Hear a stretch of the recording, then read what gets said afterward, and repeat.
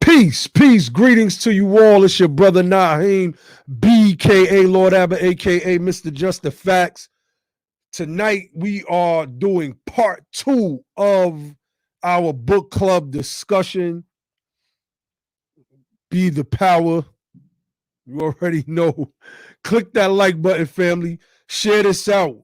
We having a powerful discussion. Should our people, I would generally say from all over the country, move back to the southern states for political power? We're gonna get into some of this tonight. We got my brother Dr. Logic in the building. So yeah, brother Logic. Peace. What's popping? I mean, this the devil you know book, man. This thing really got me zoning about Yes, political, yes. a little political utopia. Well, I don't the utopia uh could be in the very distant future. What I see when I look at the strategy of the return home. You understand? Because that's how logic looks at it. I look at it as like, I may be from Illinois, I may be raised in Chicago, but my father's from Mississippi, and my mother's family is from Georgia. You understand? So I look at it as a return home. I got lots of family in the South. My family reunions as a young boy were in the South. You understand? So it's a return home. Our legacy, that land in the South, got my ancestors' blood in it. You understand? That's right. Soaked in the soil of Mississippi, soaked in the ground of Georgia. So I look at it as a return home. This is my birthright to come home. I'm in Georgia right now. You understand? And the politics is warfare. So I don't see no utopia until we defeat our enemies. And I think the only way that we can defeat our enemies is if we consolidate power. And the only way we can consolidate our political power is to concentrate our numbers where they make the most sense. And I know you brothers had to have drove that nail home last night when y'all introduced this concept and this strategy, but we're going to reinforce that thing again tonight. I apologize. I wasn't able to be on to the family that's listening, but this is the most sound strategy that I've heard in present years. It's better than anything anyone else has come up with who has put it together this way. If you haven't read the book, go get the book That's and read right. it, digest that thing, and then come up with your own understanding. But to be able for the freedmen to come home back to their states of origin, their cities of origin, their towns of origin, to reunite with the power of their families. You understand? These freedmen families actually get to experience what it's like to operate in today's politics with a numerical state majority. I think the possibilities are endless. Yes, indeed, brother. We touched on that last night. It was moving. I could feel the spiritual element to it. Brother Grimm was speaking about that last night, and he brought up the fact that, you know, right as we're resurrecting this freedman ideal and identity, a book like this comes along. How I go, there are no strange happenings. Law governs all events. And so when we see this strategy and we look at the numbers, I was looking at some of the numbers of 3 states in particular, and I'm going to pull those up because in some instances it's going to be an uphill battle. In other instances, it's so plausible. I mean, it is so plausible that within possibly 5 years' time, you would need a great migration. Of course, we could get the numerical majority. And I'm going to bring some of those numbers up in a minute. And family, if anybody has read the book and would like to join this discussion, I'm going to put the link in the chat.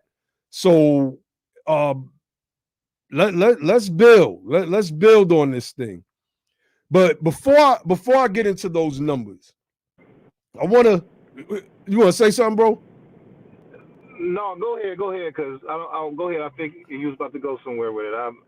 We done took us a whole nother direction. No, no, go ahead. No, Continue. no. That's all right, bro, because you wasn't on last night.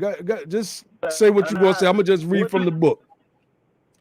All right, what you said it fires me up. This conversation does, because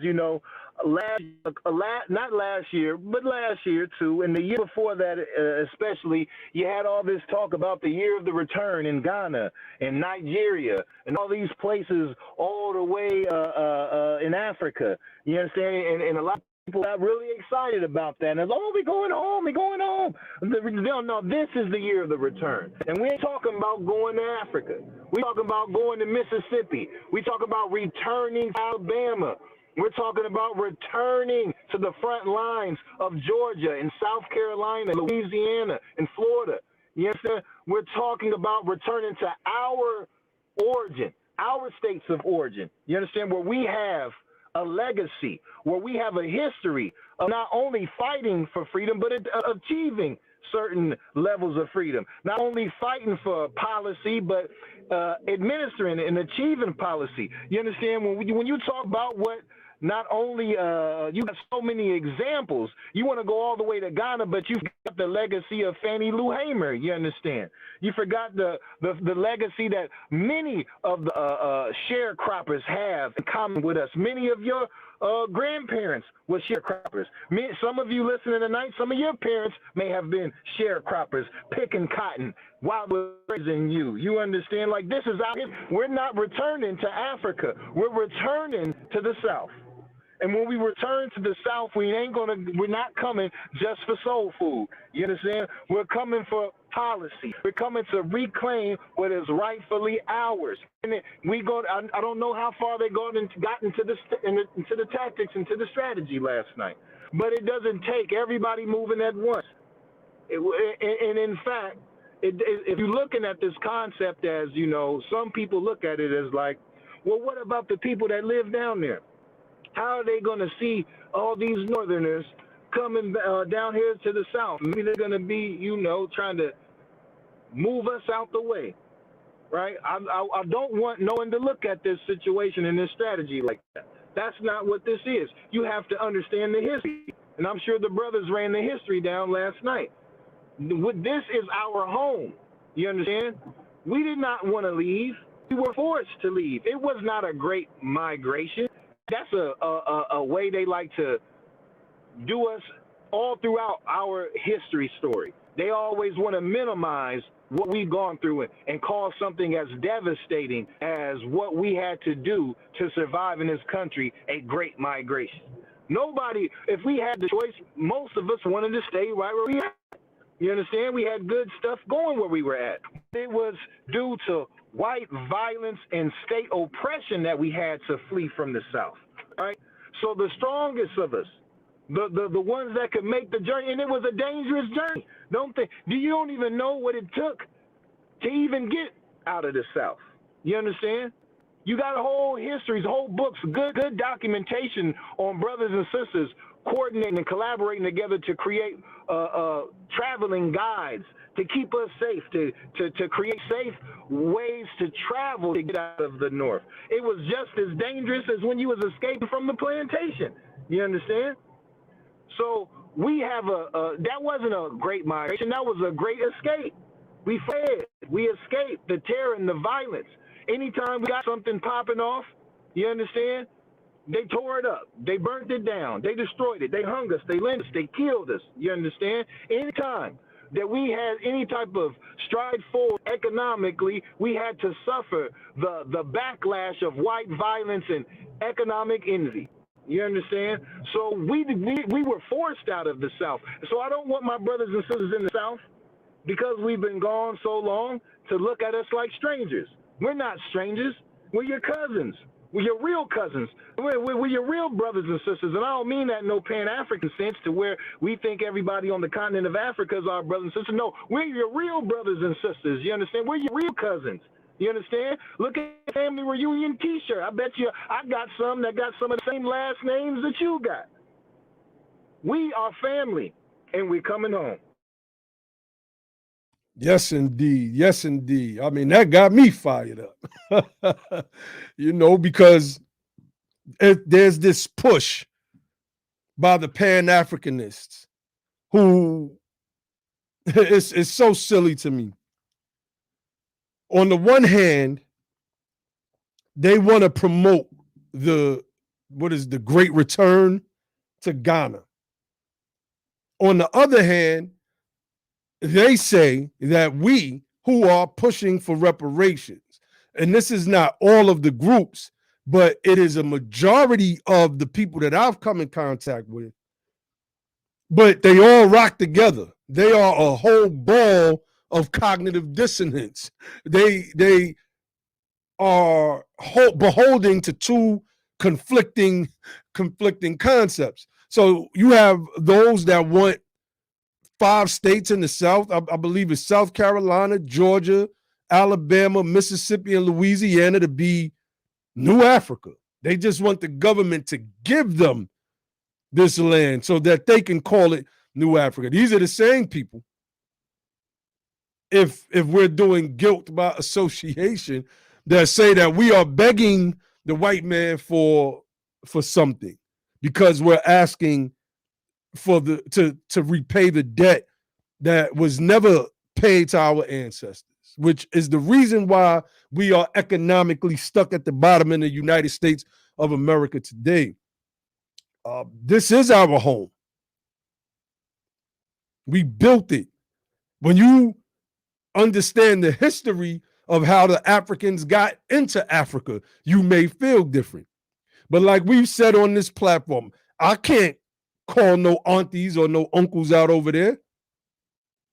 I don't know which tribe I come from over there, but I do know where I come from here. I do know my family here.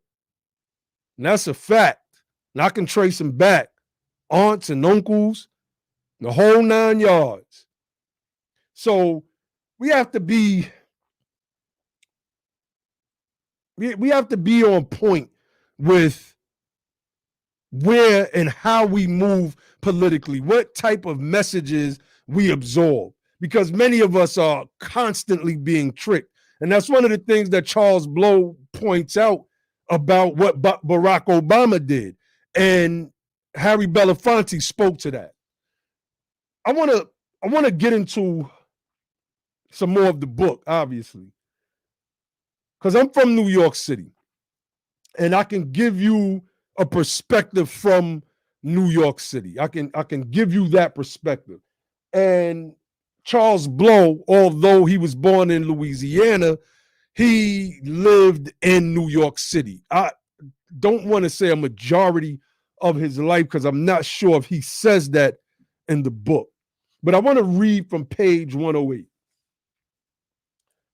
So I'm going to get a little pedantic. So I'm about to read. So bear with me, family, because this is important. He says, during Bloomberg's mayoralty in New York, mayoralty, I think that's the way that word is pronounced, not mayoralty, mayoralty in New York, tens of thousands of people were arrested for marijuana possession each year as a result of stop and frisk. I've been arrested for marijuana in New York. There were more marijuana arrests under Bloomberg than under his 3 predecessors combined, according to an analysis by Harry G. Levine, a sociology professor at Queens College. Half of those arrested were Black and about a third were Hispanic. About 10% were white, even though research consistently finds that Blacks and whites use marijuana at about the same rates. If convicted, these Black and brown people were left with permanent criminal records. I want to say something about Bloomberg, because we kind of know those numbers, but it's where Charles Blow is going with this that's important. Bloomberg is no Democrat. He's no progressive. Bloomberg is a typical conservative, a typical neo-Confederate. During this last 2020 race, several recordings were leaked I don't even know if leak is the right word. I think some of this stuff was just said publicly during some lectures. I can't recall all of it, but I have this term for those type of people who hold office in New York. The current governor, Andrew Cuomo, his father, Mario Cuomo, was the same. I call them blue Republicans, right? They come under the guise of the Democratic Party, but they are the same white supremacists as Bull Connor and them were in the South. They just slicker with it. They are the foxes that Malcolm spoke about. One to eat you up with a growl and one to eat you up with a smile, right? One is more approachable than the other. And that's what Bloomberg was. And that's how you have to run in New York City, because you have to appease white folks by using the same tactics that Michelle Alexander so greatly elucidates in her book, The New Jim Crow. So let me continue. He says the apparatus was rigged. As Levine put it in a 2012 Drug Policy Alliance report, every year the police department was stopping and frisking more than 500,000 mostly young Black and Latino men and falsely charging them with marijuana possession in public view. Bloomberg knew the damage he was doing, but rationalized it anyway. As he defended the practice in his speech at the Aspen Institute, what I was referencing earlier, one of the unintended consequences is, he says, people say, oh my God, you are arresting kids for marijuana. They're all minorities. Yes, that's true. Why? Because we put all the cops in minority neighborhoods. Yes, that's true. Why we do it?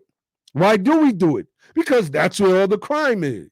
Remember, 2 live streams ago, when we were breaking down reparations, we show how crime was coterminous with poverty. Show how these two things are the causes of each other, right? Crime and poverty. Well, I don't want, but I'll say that crime is a cause of of poverty. It is a byproduct of it. Blow says dragging people into the court system creates another revenue stream by exposing those accused to a raft of fees, many of them mandatory. In 2017, New York City saw nearly 100 million in court-imposed fees and fines by its criminal Supreme Courts, two-thirds of which were for misdemeanor violations, infractions, and summonses. In 2018, families and friends transferred $17.5 million to the accounts of those in New York City jails. $17.5 million. You take a poor people. And they get arrested. And now the family has to scrape pennies and dimes and dollars together just to help that family member in jail. In 2018, family and friends transferred $17.5 million to the accounts of those in New York City jails. $13 million of that was spent in the jail's commissaries.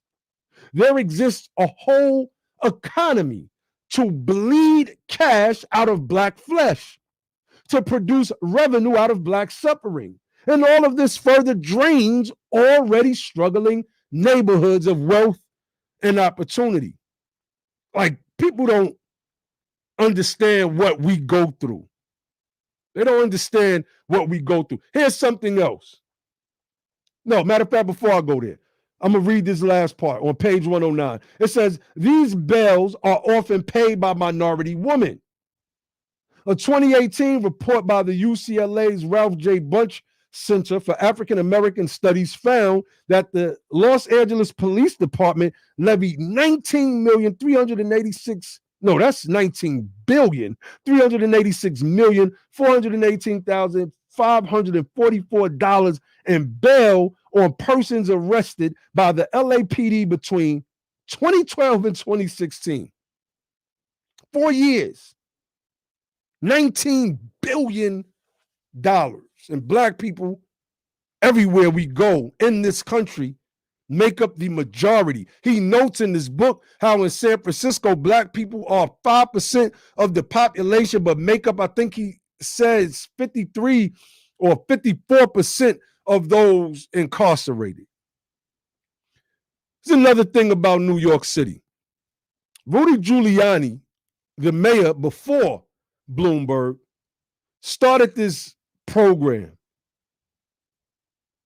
in conjunction with NYCHA, New York City Housing Authority, where if you got arrested in the neighborhood, got convicted,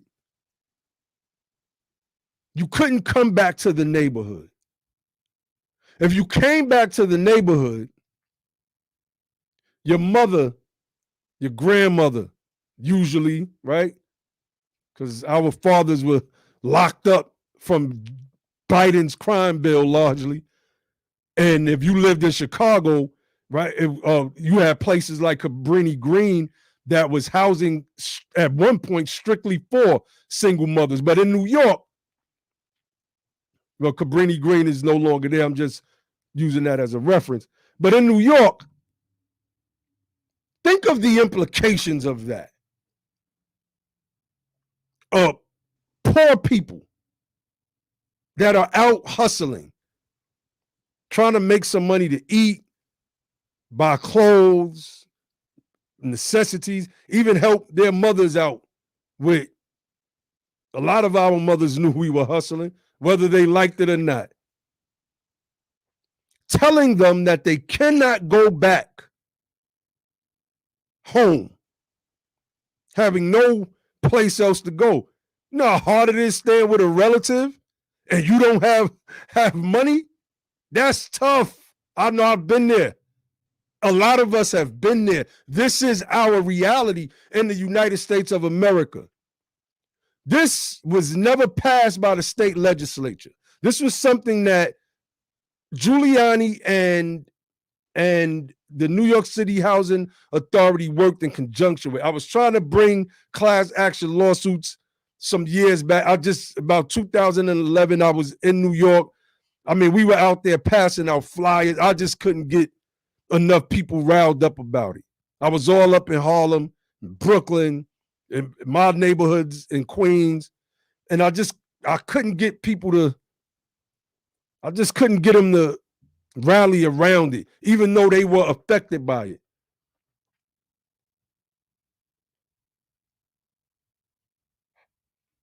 We, especially those of us in New York City and in the North in general, but like I said, I can only speak from the New York City perspective. We have to start taking a look at these things. I played a video. No, excuse me. I shared a video earlier of Andrew Yang, and it was a rap video by the Chinese rapper Jin, and it was an endorsement video because Andrew Yang is running for the mayor of New York. And I looked at that video. I said, what would change for our people under Andrew Yang? Absolutely nothing. Absolutely nothing. The very fact that I can get a Asian American mayor in New York City after I just had a Jewish American mayor in Bloomberg, an Italian American mayor in Giuliani, and before him, we had David Dinkins, who was, I think he was half black, half Jewish. He didn't really do anything for our people. It puts things into a certain perspective of why we need to make this move back down south. Again, I'm gonna put the link in the chat. If anybody that has read the book want to hop on and have this discussion. Let's have it. So one of the things that I want to do is I want to get into these numbers. Let's start looking at some demographics. How would this thing look? How would this thing look? Let's start looking at some numbers here. See about this is North Carolina. This is North Carolina. So the way I got this broken down is at the top we have, let me see if I can blow that up some. 7.15 million white people in North Carolina, 2.35 million black people. It's a year apart. This is one of the states that Charles Blow says that we should look towards moving to. And I wanted to look at it. I really meant to look at all of the states, but I was just in a real deep meditative zone today. And by the time I got around to remembering that I was going live tonight, then I decided to do this at the last minute. But I want to go through this. So it's a breakdown. As of 2018, North Carolina's population was 63% white, 21% black or African American, 10% Hispanic or Latino, 3.1% Asian or Pacific Islander, 1.9% two or more races, 1.1% were American Indian or Alaskan Native. I'm guessing, I don't know what the 2.2 million number is here. It says, looking specifically at race and ethnicity. What source did I get this from? Hold on. Carolina demography. It says, looking specifically at race and ethnicity, nearly 1/3, 32% of the state's population growth since 2017 was from growth in the white population, which grew by 36,466 persons between 2017 and 2018. The state's that means no abortions. Number one, our people have the highest number of abortions. And one of the largest factors and reasons why is poverty, although it is not a major reason, because studies show that even black women that controlled for income still had higher rates of abortion than their white counterparts in the same income bracket. I've showed those numbers on one of our streams of last year sometime. So it continues. The state's population of Hispanic or Latino residents had the second largest numeric increase over this period, growing by 32,355 persons, 29% of statewide growth.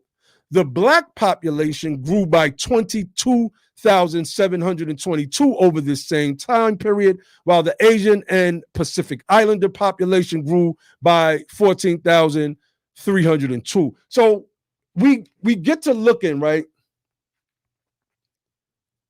Corey Lorenz says North Carolina is a perfect state to make moves. Let me pull that up. Now, I don't doubt that. I have some people up there. I mean, if I had to choose a state to move to besides the state I'm in, Georgia, maybe North Carolina tops my list. Maybe, right? So, yes, Christopher Harlan, yes, this is on YouTube. Go to BTP Media Group on YouTube. BTP Media Group. Let me see. Cato Amir says, people are already pouring into North Carolina and Georgia. Let's actually give South Carolina some attention. I should have pulled up South Carolina as well. I should have. But so if y'all can pull that up in the chat and we can bring those things up. So the total black or African American population alone in North Carolina as of let's get off of 2016, right? It's these numbers are what's important. 2.35 million and which are blacks and 7.145 million which are white. Now, we have to also understand that less than half of these will be adults of voting age. So even if you cut them in half, 3.6 million whites, 1.15 million blacks, we still are at a numerical disadvantage in that state. But it's one of the closest states on Blow's list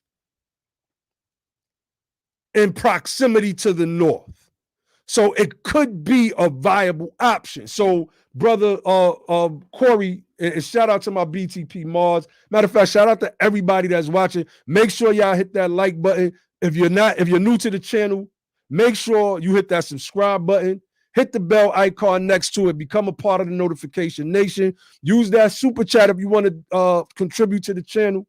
You could also cash app us at BETHEPOWER using that handle, that cash app handle, $ BETHEPOWER. You can also become a monthly Patreon member. And y'all already know we got the GoFundMe going for our reparations rally that will be happening on June 18th at the state capitol in Atlanta, Georgia.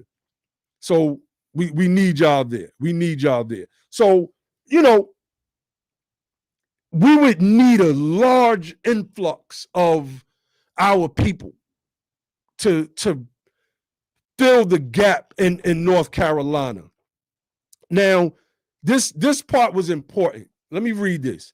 It says the 2035 projected black population, according to the North Carolina Office of State Budget and Management, it's going to increase to 2.7 million. So right now it's at 2.35 million in 2018, and it's not even going to crack 3 million. It's just going to move to 2.7 million by 2035. It says this is an increase of 500,000 new residents, or 22% in the next 19 years.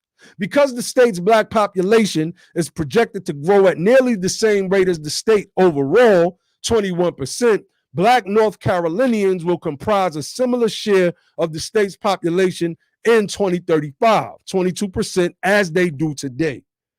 So we would definitely need to get people moving down into North Carolina. Definitely. We would definitely need, it's hard for me to look at the chat, y'all, because I'm on by myself. So I'm trying to pay attention to what I'm reading. So let's get into Mississippi.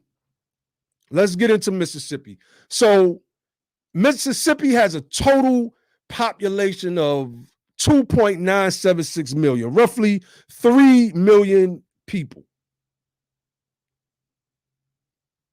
3 million people. Let's get to breaking this down. It says the 5 largest ethnic groups in Mississippi are white, non-Hispanic, 56.4%, black or African American, non-Hispanic, 37.8%. So we got some room there to make some moves in Mississippi, right? Because think about this number. Let's just say this 3 million total population in Mississippi. Look how many of them are African American, 1.13 million. That's great right there. And white is 1.727 million. So roughly we're separated by only 600,000 people, which is why Charles Blow tweeted out about a week ago that if 700,000 people moved to Mississippi, we would take over the state. I see the conundrum. I went on Clubhouse last night and, somebody brought up our live stream from last night and we got into a discussion about it. And the sister named Wani, she was on there. She was like, why would I want to move back to Mississippi? And I understood, some of it, she was being facetious and talk about they might burn crosses on me. I said, look, sis, we done been through some stuff. We got Bloods, Crips, Vice Lords, GDs, BD. Just gangsters from New York to Philly, et cetera, et cetera. I was like, man, them people ain't doing nothing to us if we come out there. They burn a cross on our lawn if they want to. This ain't the 50s in the city. We're not scared of these people at all. We're not scared of these people at all. This is a new day. This is a new day. So, Mississippi looks more attractive politically.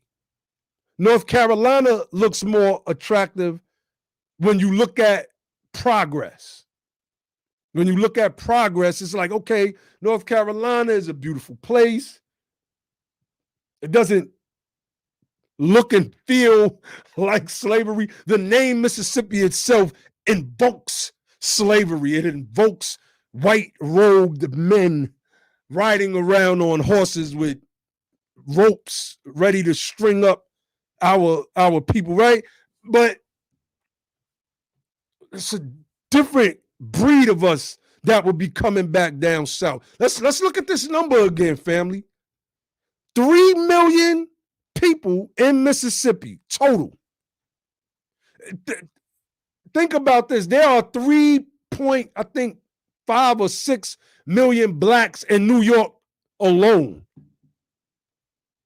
That's more than the population. We got more people in New York than the population of Mississippi. And I'm obviously not using any disaggregation, right? I'm not separating immigrants from black. I'm just going off the number off the top of the head, right, of blacks in New York. So this Mississippi makes sense. So let's see what people are saying. Let's see what people are saying. Sister Juanita said, you need an area that will attract retiring seniors or growing families. I'm more of in Charles Blow's book, he gives a breakdown of how our forced migration to the north depleted its youth in the same way that the slave trade depleted its youth. It was a compelling comparison. I'm more thinking that we need young energy down here. I'm more thinking that we need young energy down here. People that are willing to be productive, that could put that gang life behind them and get together and get some vocational training and learn some skills and start building some things. It may sound like a fantasy or a pipe dream, but I'm never giving up hope on my people, ever. It's just I was just born that way. I can't help it. So, again, Daryl McClinton, thanks for the super chat, brother. Let me put this link to the chat. If anybody has read the book, jump on. I want to hear y'all's take as well. Let me see. OG Otis says, as Blow says, it's the difference between having aldermen and councilmen versus senators and representatives in the U.S. Congress. That is a powerful, powerful statement, because that's all we got in New York and in Chicago. Well, I can't say Chicago, but in New York, aldermen and councilmen. Well, yeah, I guess, I can say that in Chicago. As in Illinois in general, there's no black governor. There's no black senators, right? So, yeah, Mississippi, which was one of the richest states during the time of slavery, they let the state go into decay, all because they didn't want us to have any upward mobility. Then I don't know, man. We live such a modern life, and I don't think we think about how hard our ancestors had it. You get an influx of 700,000 people. Start pulling our people from California. Let me say real quick, because I'm going to go into Louisiana next. I was on Clubhouse. I was on Clubhouse last night, and I was telling them about how I was reading the chat, and many people were saying that many of the people from California came from Louisiana and Texas, and I was expressing how surprised I was by that. I didn't know that. I didn't know that many of Californians had a Louisiana and Texas origin, like how we in New York got more of a South Carolina and Georgia origin.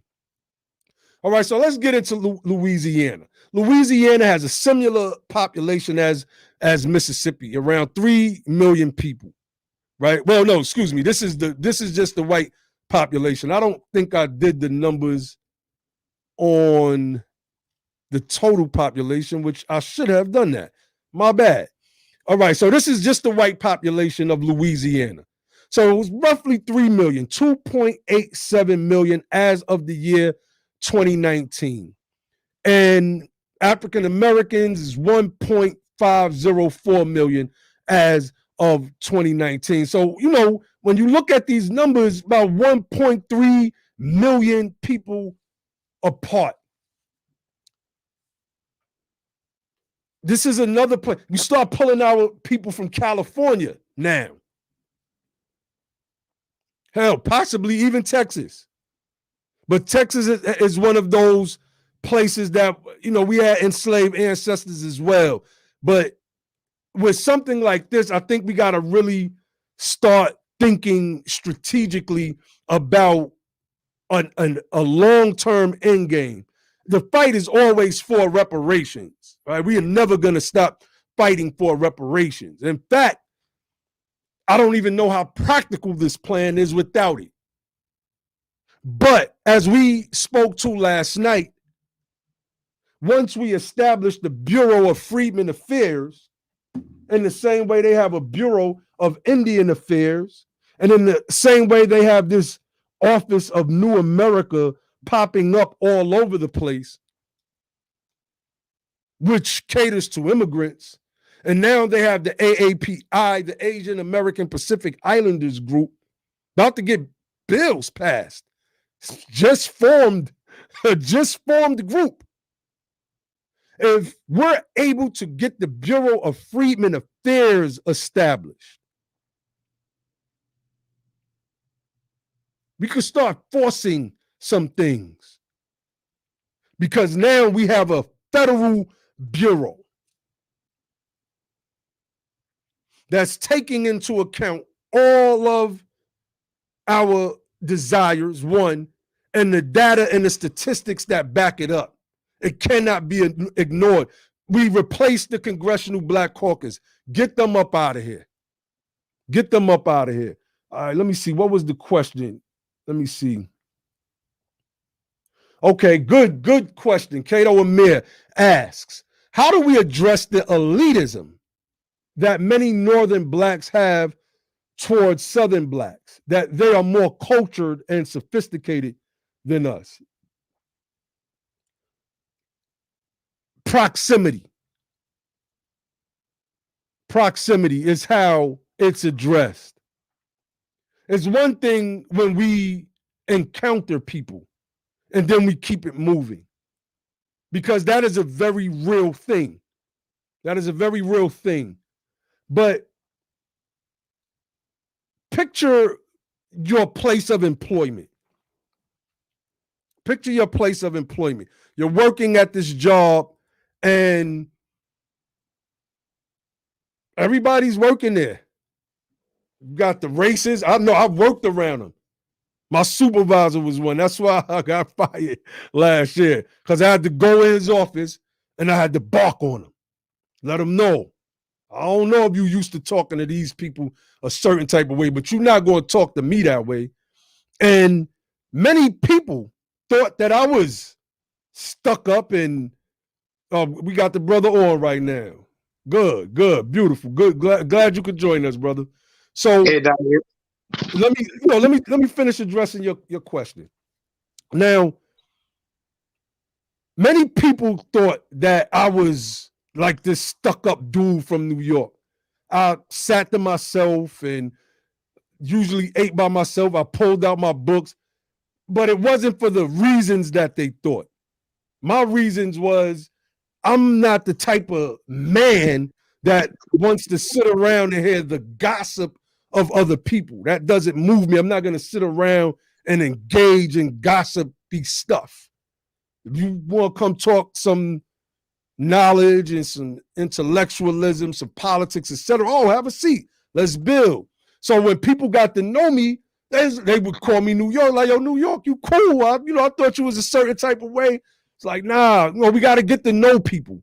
But the question that you posed is a very real thing. Let me share a quick story. I was in the Greyhound bus station at Richmond, Virginia. I don't know where I was going, but at the time, my sister was living in Richmond. So I may have went and checked her, or she probably came and checked. I can't remember what happened. But there was some type of delay happened, and they called for the bus. I don't know if it was going to New York or whatever. I can't remember. It was years ago. So the sister got up, and she trying to get in front of the line, and she loud, yeah. And the bus driver stopped, and he said, damn. And everybody looked. He said, why y'all people from New York think y'all so damn special?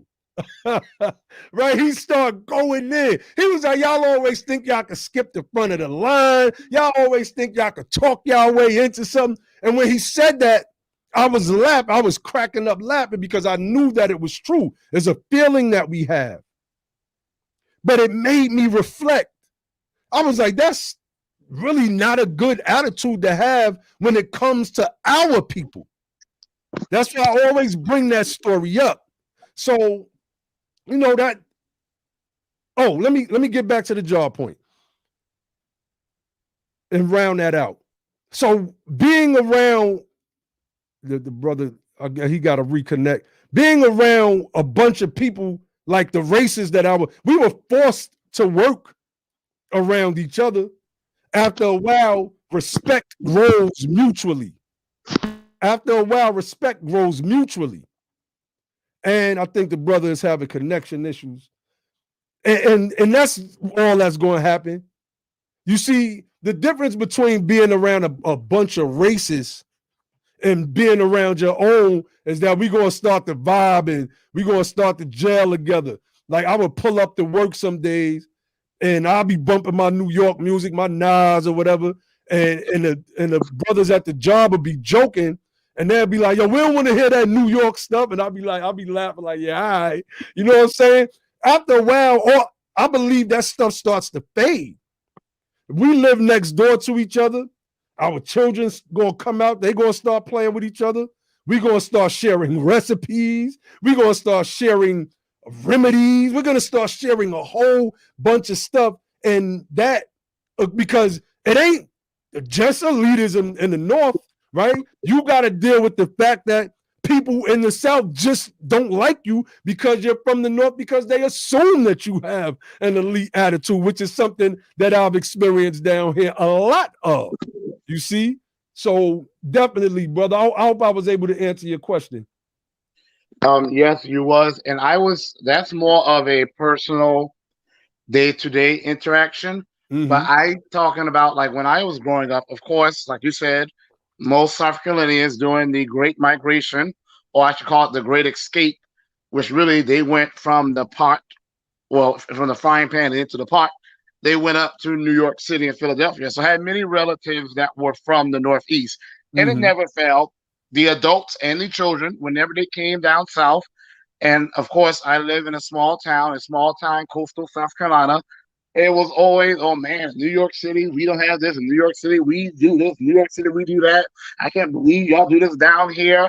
And then I will go up to it. I will go up to where they live, and they were living in like a 1-bedroom, half a shared communal bathroom apartment with no windows. And I'm not even exaggerating. And I would say, and some of them did not know more that would extend it beyond a block. So I agree with I have read a preview of Charles Blow's books, and I follow his live streams. And before he wrote this book, he was always on this reverse migration strategy.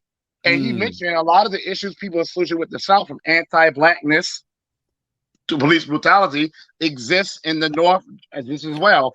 But That's right. I'm talking about a more of a systemic issue. When I look at these politicians, these black politicians that are in power, a lot of them are from families that may not be wealthy, but they are from families that have resources already. So what I've noticed, and I'm here in South Carolina, in the, Jasper County, one of the poorest counties in South Carolina, one of the lowest performing counties educationally in South Carolina, which is the one of the lowest performing states educationally. And a lot of the Northerners, whites and blacks that move back here, there are usually two types when it comes to black.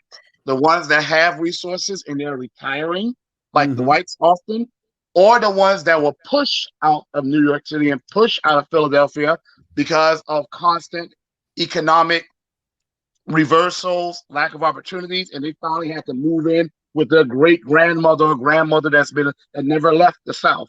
But what I have noticed, the black Northerners that do come South and enter politics, because some of them have, like the mayor of Savannah, who's awful, by the way.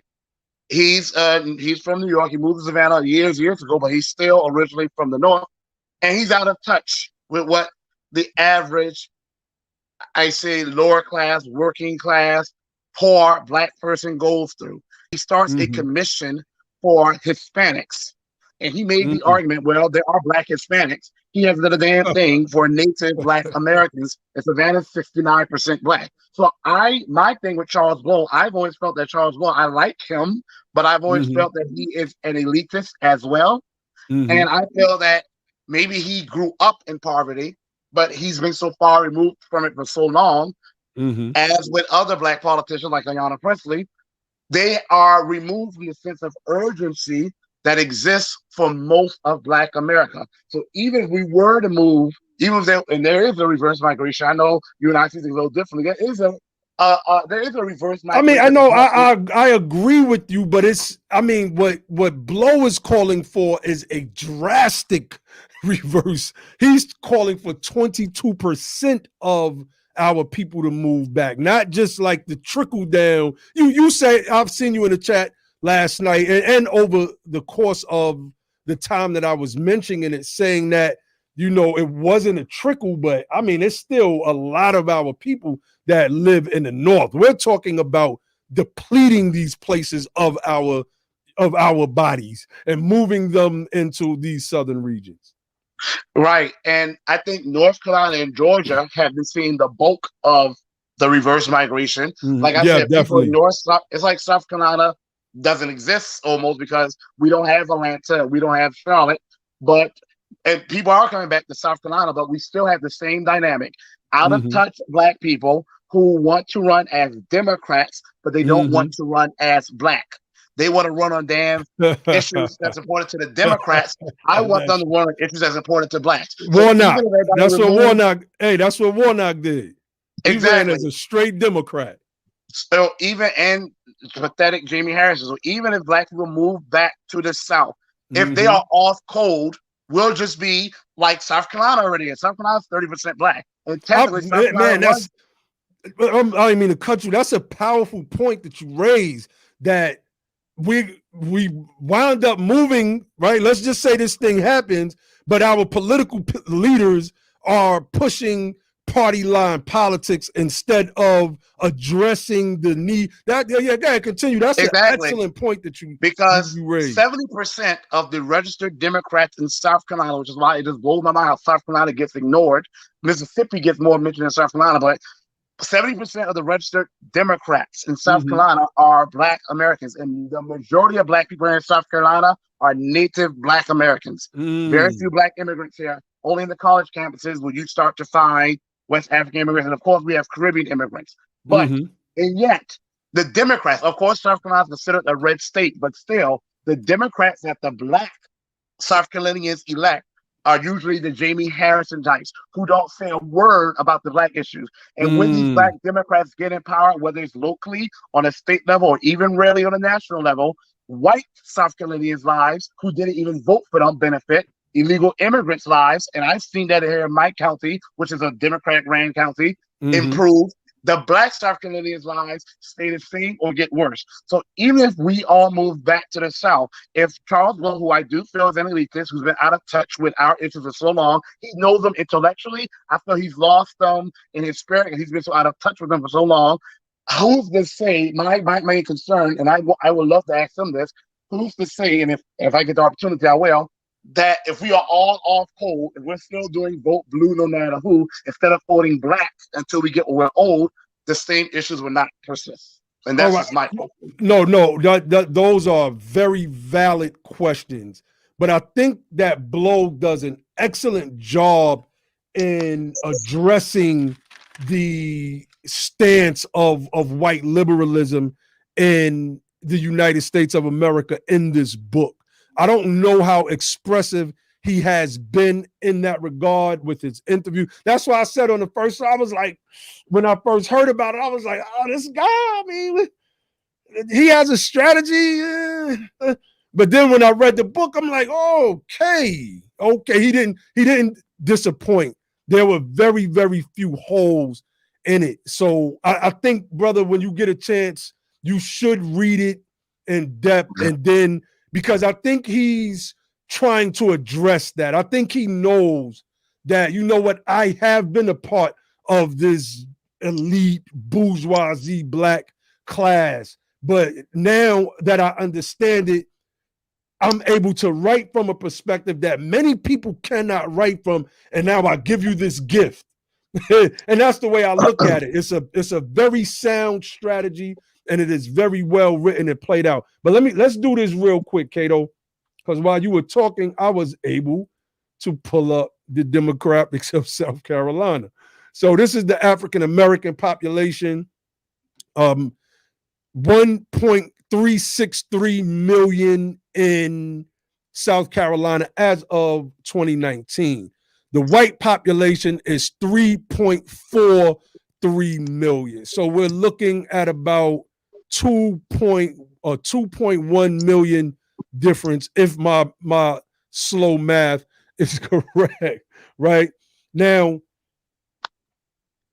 here's the thing that I didn't say earlier.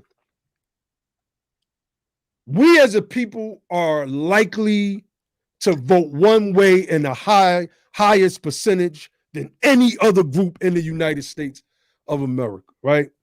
We're going to vote 80 to 90% for the candidate. I don't want to say Democrat, but I'm just going to say, in this instance, being that it's all hypothetical anyway, for the candidate that we feel it represents us.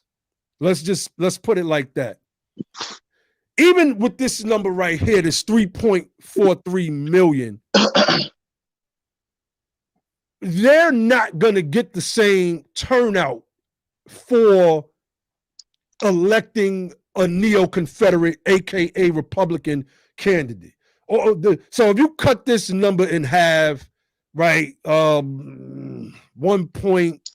let's just say 1.9 million adults, voting adults. Then you cut that. I don't want to say in half. It's South Carolina. Let's give the majority. Let's round it out to 2 million. Let's give the majority to the neo-Confederate candidate and its base, or his or her base.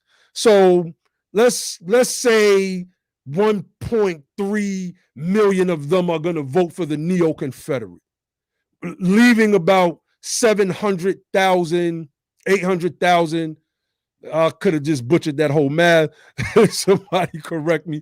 Is either not going to vote for the neo-Confederate or vote for the candidate that many of us will vote for. So there's still ways to gain a numerical majority in these states, but Blow also touches on that. Because what happens if, let's just say, I move to Mississippi? I'm there for 2-3 years. I become a fixture in not only the state's politics, but in the community. I'm active as an activist, doing real activism, not this new showbiz liberation stuff they got going on now. Well, that might rub even liberal whites in the state of Mississippi the wrong way, right? They might not like that. Because if you bring up reparations, and I touched on this last night, to the white liberal, like a Bill Maher, well, they're going to tell you what they think we should get insofar as reparations. Not money, even though we're poor, give money to other poor groups. You blacks, y'all don't need money. Y'all just need education and programs and all of those things that Obama said we needed in 8 years. We got nothing but decimated under that man. And several articles have been written to that extent. So, you know, what is your thoughts on what I just broke down? Peace, my brother Ali is in the building. I want to say, just piggybacking on that, it really expands and extrapolates to another issue. James Clyburn, you have black people like him. He is the longest serving Congress member. He is the third most powerful Democrat, believe it or not. A lot of people don't know that about him. He's one of the most powerful people in Congress. He is only in power because South Carolina is extremely gerrymandered. Literally, so it's almost like political redlining. They took a marker and they carved out the majority black districts of all these different counties and gave it all to James Clyburn. You look at his district, it goes from the upstate, which is the mountainous part of South Carolina, down here to the little country where I located. And he has all of those districts. So here's the problem. Even if black people move back, if they gerrymander us all into one area, because even, and you know, this is one thing about the North and the South, they're both heavily segregated. In fact, the South might be residentially more integrated than the North. Because in the North, everyone still goes to their little barrios and they stay pretty secluded. Everybody has their little enclaves. In the South, especially in the poor parts of South, like where I am, you will find poor whites and poor blacks living right by each other. But South Carolina is a perfect example. It's very gerrymandered. So even if we're all here in the South, if we're all gerrymandered into one section, we might be able to still get a person in the national representatives, which is good, but locally that can impact our power as well. And also, if you have, by same point, black people like James Clyburn and Jamie Harrison, who let white people like Bill Maher or Nancy Pelosi, our quote-unquote allies, run the show, and they don't push back on them, because I always say to my students, a hungry man is going to get out there and look for food. He's not going to starve. That's right. But if he's well-fed and fat and sassy, he's going to feel good. He's not going to have these sense of urgency to get out there and hunt. If we have black people like James Clyburn, who's wealthy and living comfortable, and now he's trying to get his daughter to run and replace him, or Bakari Seller, so I call him Bakari Sellout, to replace him. If they are nice and they live in, Bakari's parents are well-to-do, well-educated, if they live in comfort, they're going to let a liberal, and I said that quotation marks, like Bill Maher, pretty much pacify us and tell us what we deserve. And they're not going to push back on it, because they don't, whether we get reparations or not, their life is going to still be pretty comfortable. Overall, no, but their life is not going to get pretty comfortable. So I feel that our strategy is a good one. I feel that what needs to be added to this strategy is putting black people who are of little to no means in positions of power. And yes, I know, Corey, it varies by state. Everything varies by state. Things vary by county. But still, all in all, America is still a pretty segregated place. And most southern states, locally speaking, are still heavily gerrymandered. And they did that with the intention of impeding black power. They did these things when black people were, the Great Migration was still full effect, but we were still majority in some southern states. So I like the idea. I love it. And I look forward to reading his book this weekend. It's just some thoughts I wanted to share. Uncle Charles Blow, I go on his live stream. He doesn't respond to a lot of people. He just talks. I'm like, y'all, he doesn't really offer always the opportunity for engagement. Hopefully when y'all have him, he will. And I'll be able to get his thoughts on these ideas. Yeah, definitely, man. I think that you can't put out, all right, brother, you can't put out a powerful piece like this and not talk about it and not answer questions, man. You got to be able to talk. It's too powerful. It's too powerful of a piece, and we don't need anybody to come behind it and dilute it. So the author that put it together has to be the main one that shares his understanding about why. Right? It is deep when you start writing and you write a whole book. Did some heavy contemplation about your subject.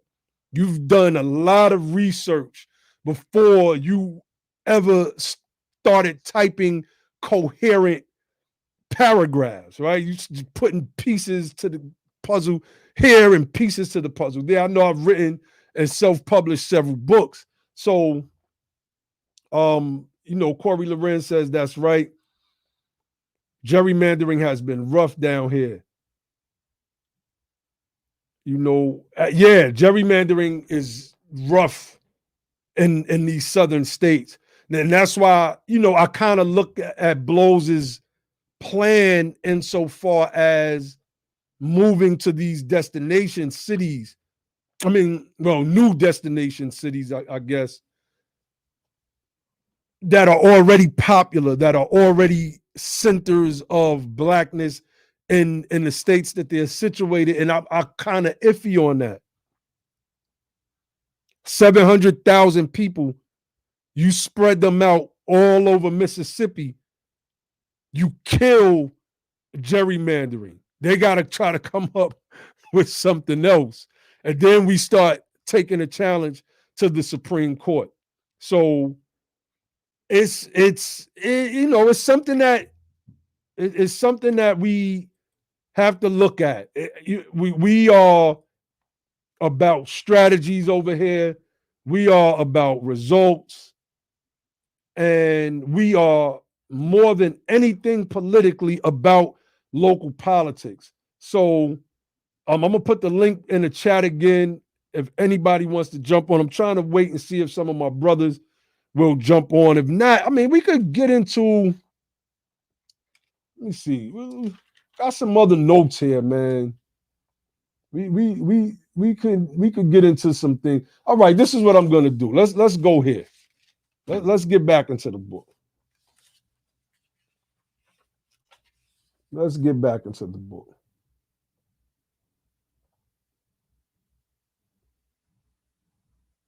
Let me see. All right. Let's start here.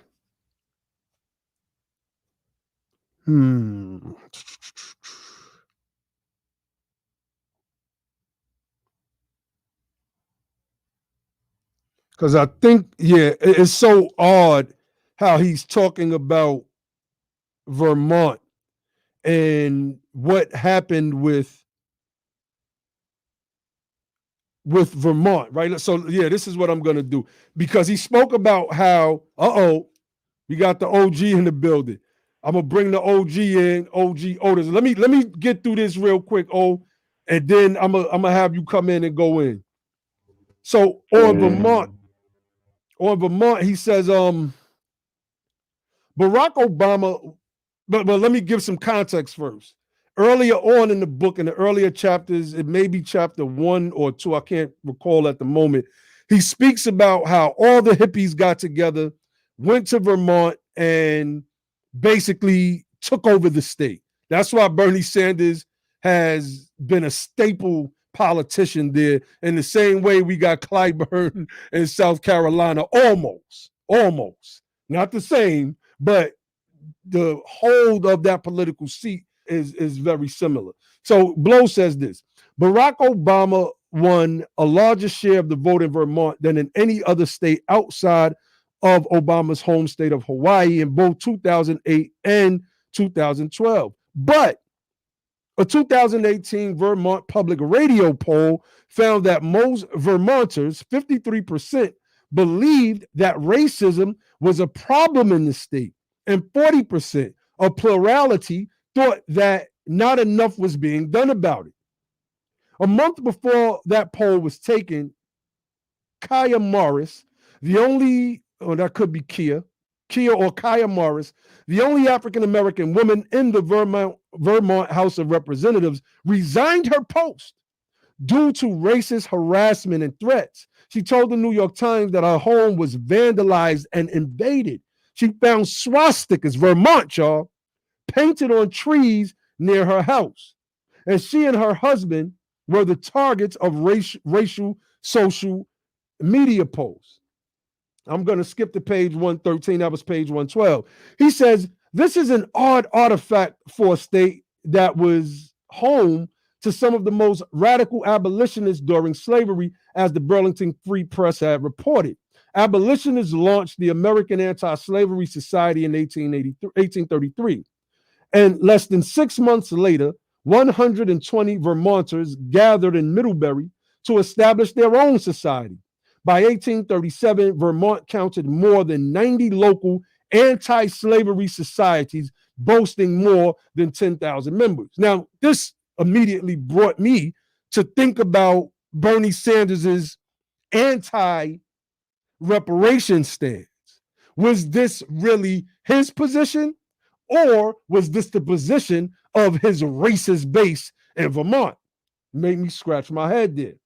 Blow continues. All of this underscores my contention that racial egalitarianism is often, by necessity, a long-distance love affair. The data reveal that the Black incarceration rate in Pennsylvania and California is higher than in Louisiana. The Black incarceration rates in Michigan, Missouri, and Illinois are higher than in Alabama. He's making a case here. And the Black incarceration rates in Connecticut and New Jersey are higher than in Georgia and Mississippi. When you zero in on some of the destination cities, the picture gets even worse. Just 5% of the people in San Francisco are Black, but Black people account for 56% of the people in the city's prisons. Excuse me, I just got jumbled up right there. As San Francisco public defender, I think we read this last night. And he says the great American mythos holds that racism is sectoral rather than omnipresent. That indeed is great mythos. Racism in the United States of America is universal. So we got the OG Otis in the building. What's going on? Unmute yourself. What's up, fam? Can you hear me? What's going on, brother? I hear you. Look, I want to go back up a little bit because Brother Cato was on, and being an old man, I just want to throw this in for the listener audience because in the earlier part, you know, when I was calling in the movement on a different broadcast, I think a lot of you young people don't really realize this is a battle and it's war. So you don't wait until you need a educated and proficient army before you actually start putting it together. And this COVID has actually been good for us. Like Brother Cato was talking, I talked to a lot of people down in North Carolina and some down in Alabama. The reality is now you got a better chance because of the chaos from COVID to change the minds of not only young people, but even people my age. I call in laughingly and say, I've been on this end of the thing for 4 decades arguing with my peers. So now all of a sudden, I'm not looking like the dummy that they claimed I was in 1979 and 1980 when I was saying, yeah, y'all falling for the fake. You falling for the head fake. So what I'm saying is, even to the point when you brought up Sister Tamara Johnson Shealy, the thing that I didn't like was not so much that the people didn't aggressively get behind her. What I didn't like is they used things like 40 days of prayer and got into Black churches all over the South. Then they had her going through areas that were never touched, don't even have internet, and she was going down through there, and they didn't realize that's when you should have been planting seeds. You're not going to plant that and get immediate response. But in the midst of all that chaos, and you got the national news talking about reparations, then you have a sharp sister going down through all of these areas And you're not understanding it. We don't give a damn about your personal feelings about her. This is a messenger going through this. That's no different than thinking back with Frederick Douglass or Sister Callie House. They were going into remote towns. People never seen them, just another black face. They spreading the word.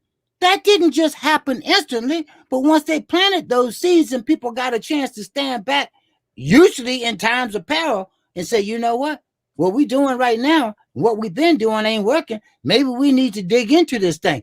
That's how you open minds. And so when you start talking about people like Clyburn and them, I literally was trying to get the other people about 10 months before that. I said, hey, why don't we get together and show up physically for his fish fry?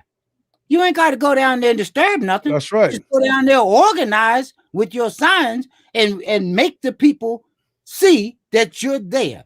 Once you plant those seeds, and that's why y'all can't give up. You can't plant that seed and expect it to sprout up overnight.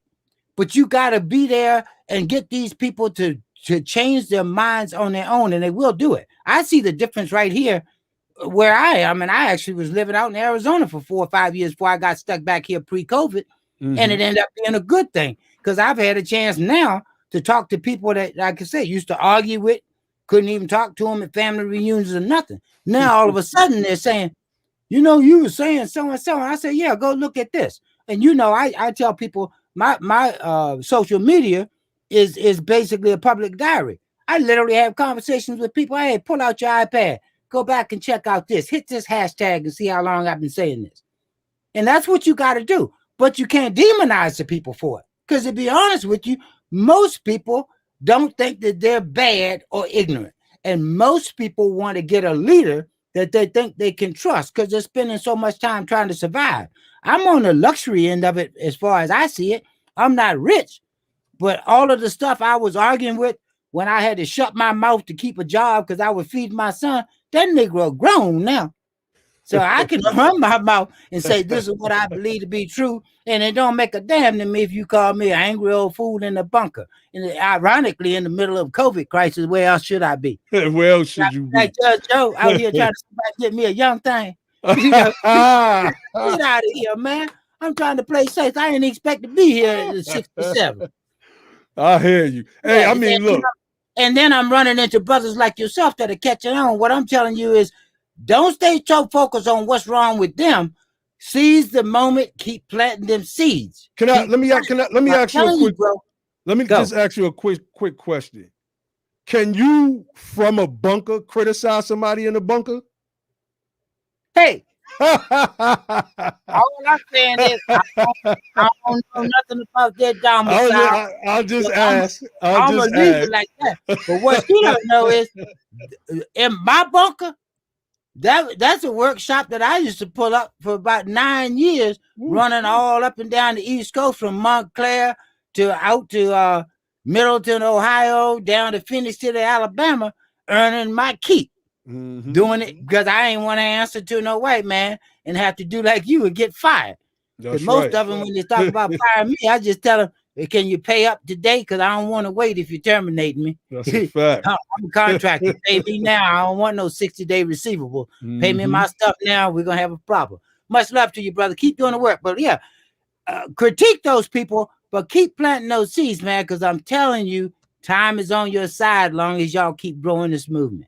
Oh, honest. Much love. Much love to you. Yeah, that's the OG coming through and imparting that wisdom. Y'all already know. We gotta have the elders in this space, man. You know, we can't do this on our own. Some of us are at that midpoint. Some of us are elders to a lot of people as well right now, you know, and it's our job. It has to be continuous because that's how societies have always ran. That's how societies have always ran. So what's going on, brother Josh? Hey, man. Man, it's always powerful when we get a chance to dive into some books, man. I just feel like every time when we, you know, read books, it's just like we just add another layer into the armor and to the strength, and it just makes things more clear, you know, what we need to be fighting for, what we need to do. And I enjoyed this book. Again, we talked about it last night. It was an excellent read. It was just, and also like hearing people talk about the conversation we had around the book last night. Well, I enjoyed that.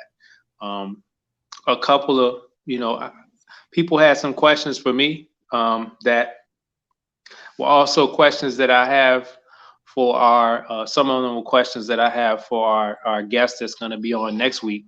So I was kind of holding back for a little bit, right? But overall, the feedback has been encouraging in terms of this actually being a strategy that we can utilize to get more power. Now, will it help us achieve reparations? I would say I wouldn't say it would guarantee reparations, but it having more, positioning us so where we can have more power in the Congress is gonna always bring us closer to being able to get a reparations bill actually done. But as far as in various states, I'm looking at this thing like, you know, reparations program is probably not going to be called the reparations program for the Negroes, right?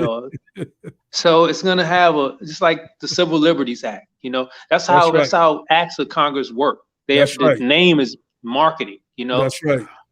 The funny thing is usually the name of the bill is like telling you the opposite of what the bill is doing, like the Patriot Act, you know, or the, you know, all this kind of stuff, right?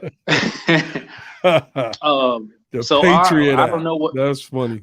That is funny. I know.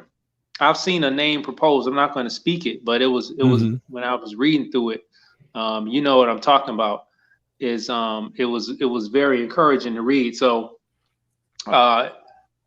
even if whether that particular piece of legislation, as we've read it, actually is called that or not, I still see that it's going to be a lot of other things that we need to. It's a lot of other things we need to tackle in the states, you know, in the cities, and by us being in the South, by us being in a place where we can have political power and concentrated power.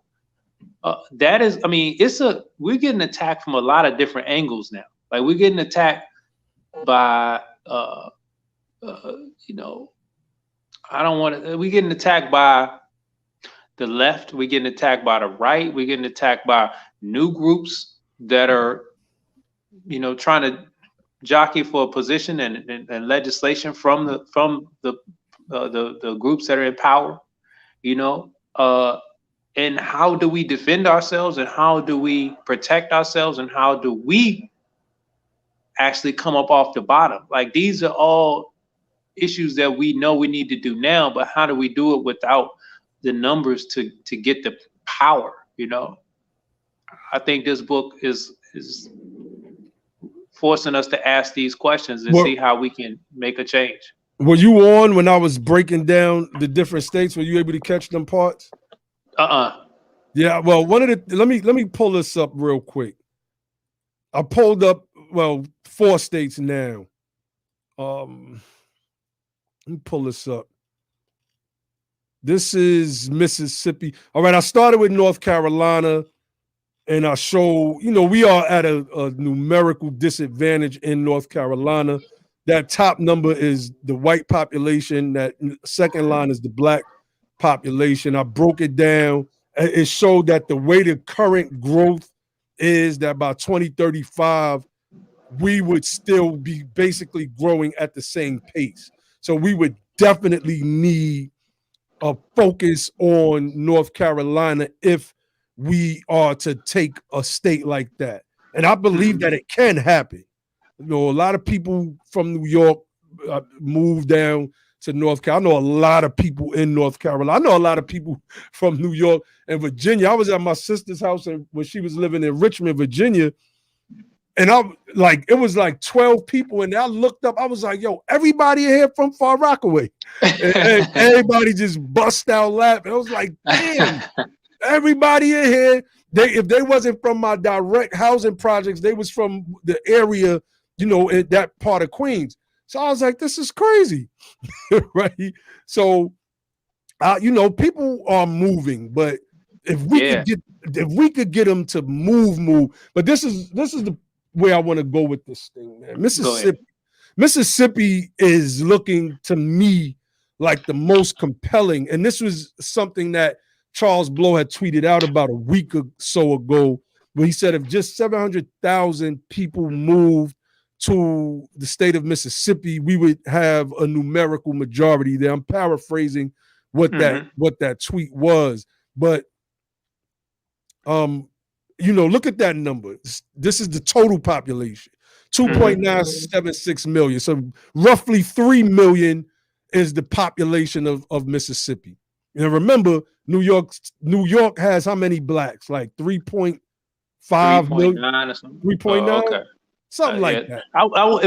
What I wanted you to do is, if you could pull up the population, the New York population. All right, now we'll get to that. Let's get to that. But this is what I wanted to get to though, real quick. This is the black population. This is the black population. Out of this 3 million, we are 1.131 million. Now you gotta take voting age into account. So that's gonna cut this number insofar as political power in half in the state. And but look at their number. It's not too far off. That's our number. So you're looking at about $600,000. I mean, $600. Hey, we need some money. We need some money. Donate to the U.S. That's what's going on there. $600,000. That's the goal. We need the United Sons and Daughters of Freedmen are on the move, y'all. That's our nonprofit. We are a legitimate 501c3, and we're gonna make this thing happen. It's just as simple as that. So, but you see, right? Like 1.72, that's roughly 1.8 million to 1.4 million. I know my rounding off is not good. I mean, not 1.1. Right here, if we put 630 million, go back to the bottom one. Yeah, if we put 600,000, and we would have a numerical majority, Now, I don't know if you caught this part, but I was saying that we are more likely to vote one way at a 80 to 90% clip. Right. You take a place like Mississippi, where we would be the active voice, we would give the hope, et cetera, and that, I mean, we might look at whatever candidate that we run, not no shills, not no party line individual, a candidate that we run, and who knows, man? We might look at a 95% turnout from among our people, particularly those migrating, right? Right. Because the thing that we got to let me just round this off real quick. All right. And you probably was about to go there. Half of, let's give them the majority. Let's say 80% of the whites in that state are going to vote for the neo-Confederate candidate, the Republican, right? But you still got 20%. I'm just being generous. 20% that are going to vote the opposite. They're not voting with the neo-Confederate no matter what. They are staunchly liberal Democrat. Let's just say, if we're able to grab 20% of just and I'm not even talking about the Hispanic vote that may be in the state, the Asians, if they're in the state of Mississippi. You see what I'm saying? So out of all of the states the ugliest state is looking the most attractive. And I mean ugly insofar as its history and the Right. fact that it's still just dredged. The name Mississippi dredges up images of robed and hooded Klansmen riding horses with ropes I mean, and the nooses ready state to flag, all of that. all that. Yeah, go ahead, bro. Now, I was just gonna say another thing too that I think we got to think about. We're looking at the population, so in terms of having a numerical majority, but every single person does not vote. So I think that if we were able to move there with that intentionality, we would increase Black voter turnout. But I think that would be a process because we would have to do it in a way where we can stop voter suppression. It's a reason why the Black population could be that high in Mississippi, but we have so little state representation. It's That's because historically, there have been tremendous efforts, and even with the state constitution and a lot of laws and things that are passed to do whatever they can to stop us from our votes from us from voting, and from our votes being able to be effective enough to have people win offices, win elected offices. So I was just saying, even outside of Mississippi, other states that we show up in, if we know that the population of us move there for that purpose to get political power, I think it would be much easier for a candidate to speak full-throatedly for the issues that are going to be important to us, and that would be able to energize more, and so the right candidates will be able to win, and that will be able to energize more Black voters to be like, nah, this is for real now. This is not just somebody else just talking and they gonna get in office and they ain't gonna do nothing for us. Nah, these people, if they don't do nothing for us, we have the power, we're gonna get them out of there and put somebody in there who will. So you're not forced to have to speak for what you're gonna, you scared to say Black folks when you have to say, well, people in color and this. No, you'll be able to talk our language. You know what I mean? So I think that our voter turnout will greatly increase in the states that it will be new energy, injected into those states because they know that this is the intention. So I think we will show up to vote at a higher rate. So not only we thinking about we have an increased population, but I think our voter turnout percentage will be higher. Now let me say something else too, and the reason why I wanted you to bring up the New York and maybe even bring up the states that have the highest of our population in it. I guess I'll go ahead and get to it. Yeah, just pull that because I got something I want to pull up the electoral. I'm on my phone right now. But okay, all right. I'll get to it. You can go ahead. Go ahead, bro. Because if you can pull it up later, after you get through what you was trying to get to, I could talk about it. So let me know if you can see this. Yeah, I can see it fine. All right. So I just got this. The OG sent this to me. So let me see. So the yellow represents Mississippi. The gray represents the U.S. This is the electorate profile. Selected characteristics of the voting age population. So voting age population, 18 to 44 years old. Mississippi is on par with the rest of the nation. Same with all the numbers.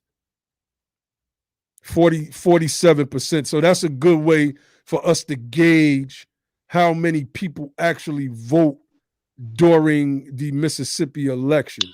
But look what more Black folks is saying. Look at the amount of Black voters. Yeah. Ooh, man. Jeez. But the crazy thing is, look at the amount of what is that metric that's saying? The yellow what percentage? That's saying what's the percentage of the vote? But it's crazy because we're way more than 35% of the population in the state. Yeah, we are. Let me see. Let me go back up. Did I pull the number for Mississippi? Hold on. We are 37.8%. Okay. All right. So that's right on par. That's right on par. Okay. Is it 37, 12, 20? If you broke it down, and it's 24.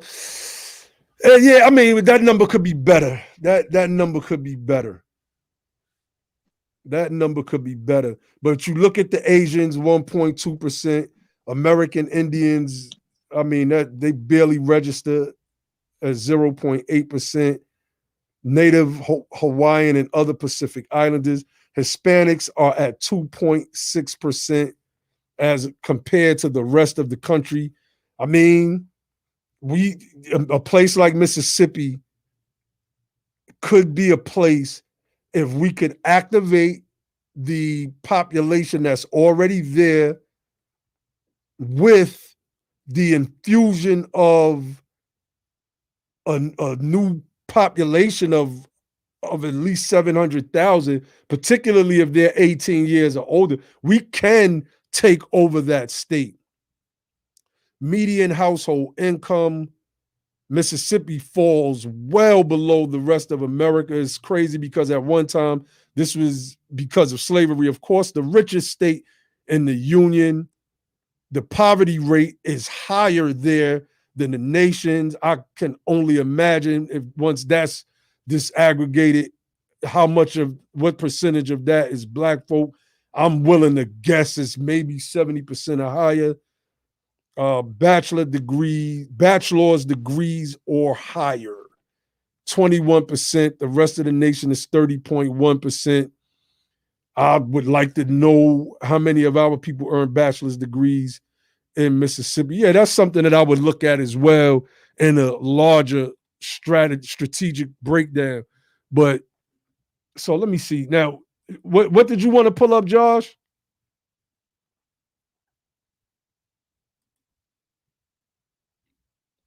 I think Josh is. Yeah, my bad. I had a phone call come in.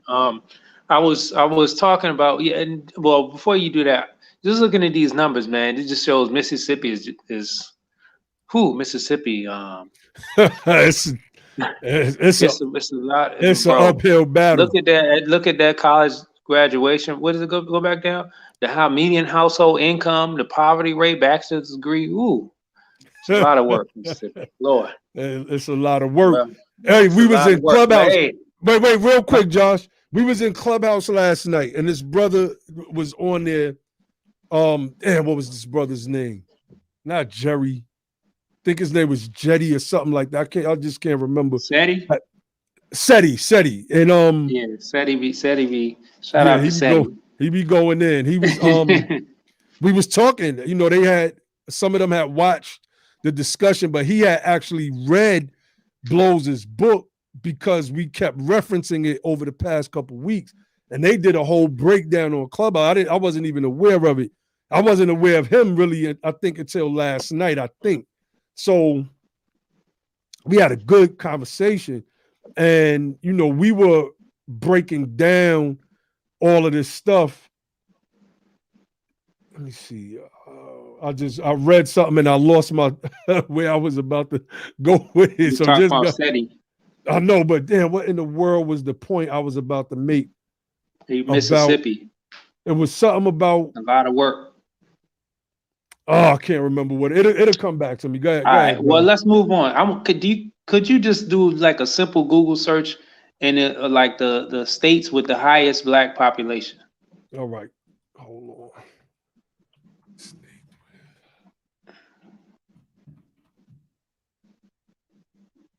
Yeah, man, because this is, I think, you know, looking at all of this is key to our overall strategy. I mean, I don't think this is a good site. Hold on. Yeah, I had it pulled up the other day, but I didn't want to. We didn't have time to go into it like that. See, it's not pulling up. Let me see. I'm trying to find one. I'm gonna send it to you. All right. Oh no, I got it. Black population by state. Black demo. Somebody just sent me that too.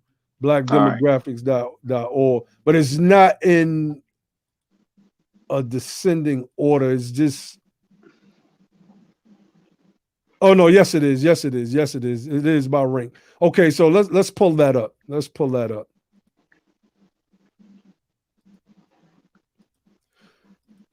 This is from blackdemographics.com. There we go. That's what All I was right. looking at. Now, I don't know if this is 100% updated from the most recent census, but let me just zoom in a little bit. Yeah, I got it. Let's see. What It's just not happened? saying. Okay, This is from 2018 estimate. Okay, well, that's all good. I mean, whether I mean the numbers are not going to be that different, but notice, let's look at that. See, New York is number 3 here, you know, with 3.7 million. But we got Florida and Texas with 3.8 and 3.9 respectively. Now, these are not states where, like, if you want to try to figure out how we can, like, I think I know what where it you're would take going. to get the majority of in Texas, it's not going to happen. You can't compete with Mexicans and other Latino immigrants that's coming In Texas. in there. That's diluting that opportunity to get power there. Same thing for with Florida. That's right. Cubans and Haitian. Well, not Haitian, obviously not Haitian, but Cubans.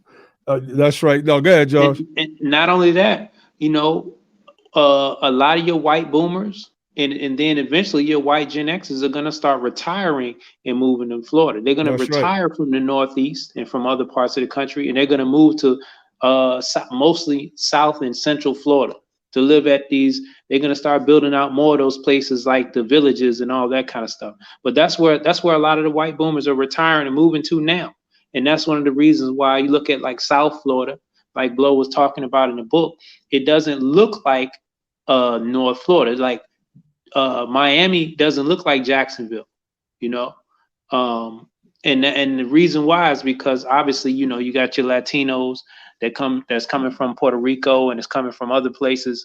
And you have your Cubans and all that, but then you also have your white retirees that are moving from, like I said, they're moving to South Florida. Not only retirees, but a lot of people want to live in Miami, right? But we're not going to be able to get the majority in Florida for those reasons. Right. So if you look at Georgia, compared. So Georgia has 3 point. Also, real quick, Josh, let us not overlook the percentage of the black people in those states, which is to the far right. That is equally important when we talk about. That's where I'm going with it. That's where I'm going with it. Because I would say, because you look at scroll back up a little bit, bro. Oh no, I got it. No, you good right there. You right there. If you look at 3.5 million in Georgia gives us 34%. So you take that same just 300 more thousand and put that in Florida, and we only at 18%. So that's what a 16% disparity. So that's why we can never. But let's look at Georgia. So what it would take for us to get a majority in Georgia is far less people. So if we're not going to get the majority in Florida and Texas anyway, why are we still? Why? See, now we add, because he's talking about 44% of us live outside of the South. But if you add in Texas and Florida to that equation, now we have a much larger pool of people to go and populate some of those other areas. So I believe that the plan can be more ambitious in terms of getting more congressional seats if we start talking about people leaving up out of Florida and leaving up out of Texas. Now, you know, we just talking straight numerical. I'm not talking about like what that's going to mean, or because, you know, some of these people have ancestral ties. You know, it's different. Like most of the people that migrated to the Northeast and to the Midwest and the West Coast, they don't have ancestral ties out there, you know, because can you still hear me? I'm getting another call. Yeah, no, I hear you. All right. So they don't have ancestral ties like that. So, but some of these people have ancestral ties to Florida. Like Ali was just talking about, his family was in Florida. You know, Texas. I just can you did my. just I don't know, hit the little button on the side so you're full, because I can hear it's kind of loud Oh, hold in on. the Because yeah. all right, it stopped. Yeah. So Texas, I know for Texas, I was doing my ancestry today. I just posted it on Facebook, and I saw something that I didn't see before, because I was looking back on my father's. Oh, I didn't even know my face was all that close in the in the camera like that. 'Cause I'm looking at my phone. I was looking at my father's mother's father's mother, right? And then I looked at, her name was Sally Williams. Sally Williams, right? Her maiden name was Williams. Sally Williams, right? And now she was born in Texas. She was born in Texas. Let me go back out. She was born in Texas. Her mother was named Mary Williams, not Williams.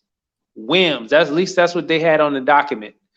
Now, when I look on the census, it said that Mary Williams, my great great grandmama, was born in Texas also, but both of her parents and also her husband, my great great grandfather, named Horace Williams, right? His parents, both of their parents, were born in Virginia. So, like, that's wild when you think about the origins of our people. How did both of their parents get from Virginia to Texas, right? That's so wild to me, man. Like, were they sold down to Texas, over the course of their life, or were they dragged by their Native American slave masters on the Trail of Tears? I don't know, but it just made me think about. I'm going down something that's not even, it's just a personal conversation I'm having, but that's just part of our story. So I understand people have some type of ancestral ties to places like Texas, but just understand, and I think we should. I want to do a program in the future, at a future date, where we analyze like our people's history in Texas. I think it would be good for us to do the history regionally, like citywide and statewide, so we can kind of show the origin story of our people in these different areas. Because, like, you look at a state like Texas, we talked about it before on the program. Texas was, Texas was controlled by the Spanish. Then it was Mexico got it. Excuse me. Yeah, Texas was controlled by the Spanish. Then Mexico got its independence from the Spanish, and then it was controlled by Texas, because Texas got its independence from Mexico, and then Texas was brought into the United States of America and made a state. Then it fought for the Confederacy, and it got brought back into the Union as a state, right? Or continued as a union, whichever way you want to say. And at different periods of time, it was like, I believe under the Spanish and under Mexico, our people could flee to that territory and get freedom, right? So okay, yeah, see, that makes a lot of sense. It makes a lot of sense, because my I'm reading what brother Otis is saying. My great great grandmother and my great great grandmother and grandfather's grandfather was born. Both of them was born in the early 1840s. So yeah, but going to Texas in some of those, and maybe around that time period when it was under control by the Mexico as an independent state, and by the Spanish crown, was like you could get freedom going over there. And that was, according to what I read, one of the main reasons why there was a lot of conflict that led to war that got Texas independence and then brought it into the United States, was the issue of slavery. But yeah, bro, go ahead, man. Yeah. I just All right. We wanted to got a go off from that. question. We got a question on the screen, and Brother Grimm put something in the inbox that I want us to touch on. So Sister Roz Micken, shout out Sister Roz, says, why do you think the Northerners are hesitant about moving south? Let me, I was on the phone with my mother right before I jumped on, because I don't ever recall asking her, why did Bessie, her mother, my grandmother, may Allah bless her soul, just up and leave and want to come to New York. And my mother was like, I don't know. She said, but what I do remember is that Bessie wanted to go back and we didn't. She was like, we didn't want to leave, which caused her to stay. So I was like, in my mind, I thought about it. I was like, my mother was 12 and she was the oldest. She's the oldest out of all of my grandmother's children. So you moving from South Carolina to a exciting place like New York City and Brooklyn with these brownstones and all of this excitement as a child, you're not gonna want to move back to the South.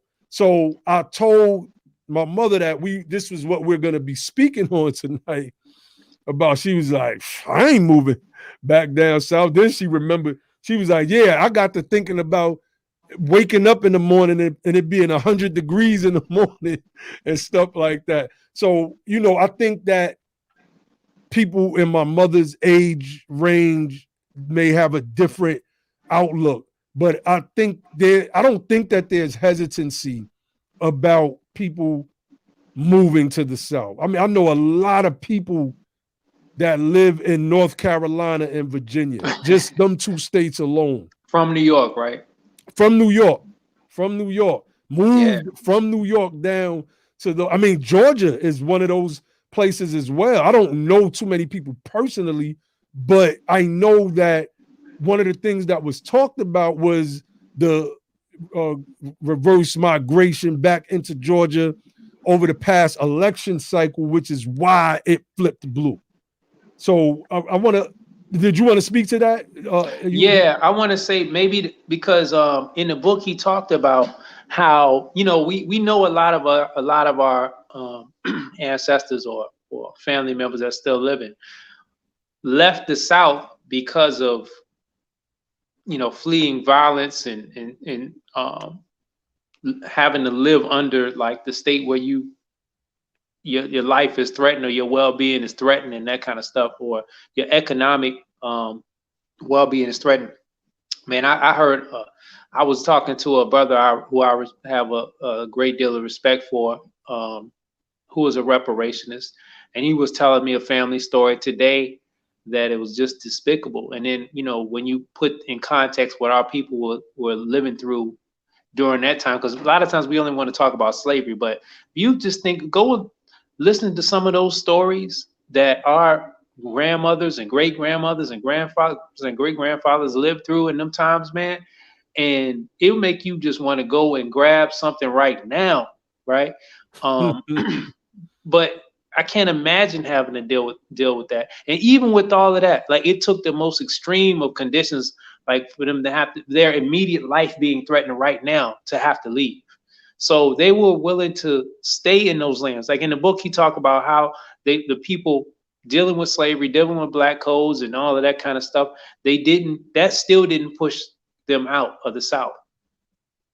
What really was like the main thing was like being starved out economically, and on the other hand, having like he mentioned some boll weevil outbreak or something and ravaged cotton crops and so if it's a situation where people is starvation, where people can't make money and what you were doing to primarily make money dries up, then you got to go. It kind of almost forces your hand. So I would say that there has to be, we're experiencing in the northern states, especially because we're not just talking about the North, we're not just talking about the Midwest, we're also talking about the West Coast, and I'm even saying even Texas and Florida, but especially in the North, I think part of it is people have that as their identity, like Naheem, he has a certain accent, No matter where he goes, he's gonna be, people gonna know he's from New York. He's gonna rep New York. He doesn't come on here with like a Georgia fitted or some Carolina fitted or something. He comes on here with a New York fitted. You know what I mean? And so people like that sense of identity. But guess what? Do your children look at themselves as New Yorkers? I think they do in this sense that we're from New York. They were born in New York. We moved down here. All right. They were 2 years old, right? Mhm. So in that sense, but I tell them all the time, y'all are from Georgia. Y'all are Georgians. Right. This is where y'all were raised at. This is where all your friends are. I was like, I don't know if y'all would make it in New York. It would take y'all so long to adjust. So, I mean, I know they could, but I'll tell them that. I'll be like, y'all are Georgians now. Y'all were born in New York. And I try to even move them away from that.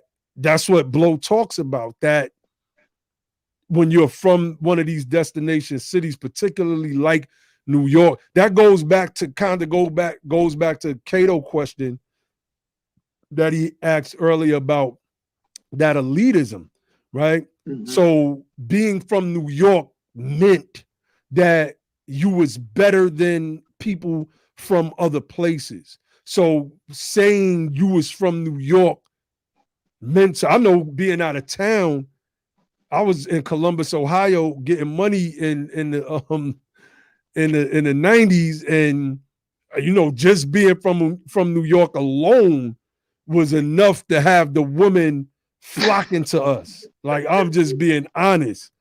I mean, I'm 18 years old. Just being from New York alone was enough to have the woman flocking to us. So it was people out there that killing them money-wise, but we was just different. We was different. And we moved different. We acted different. We, as you said, we sounded different.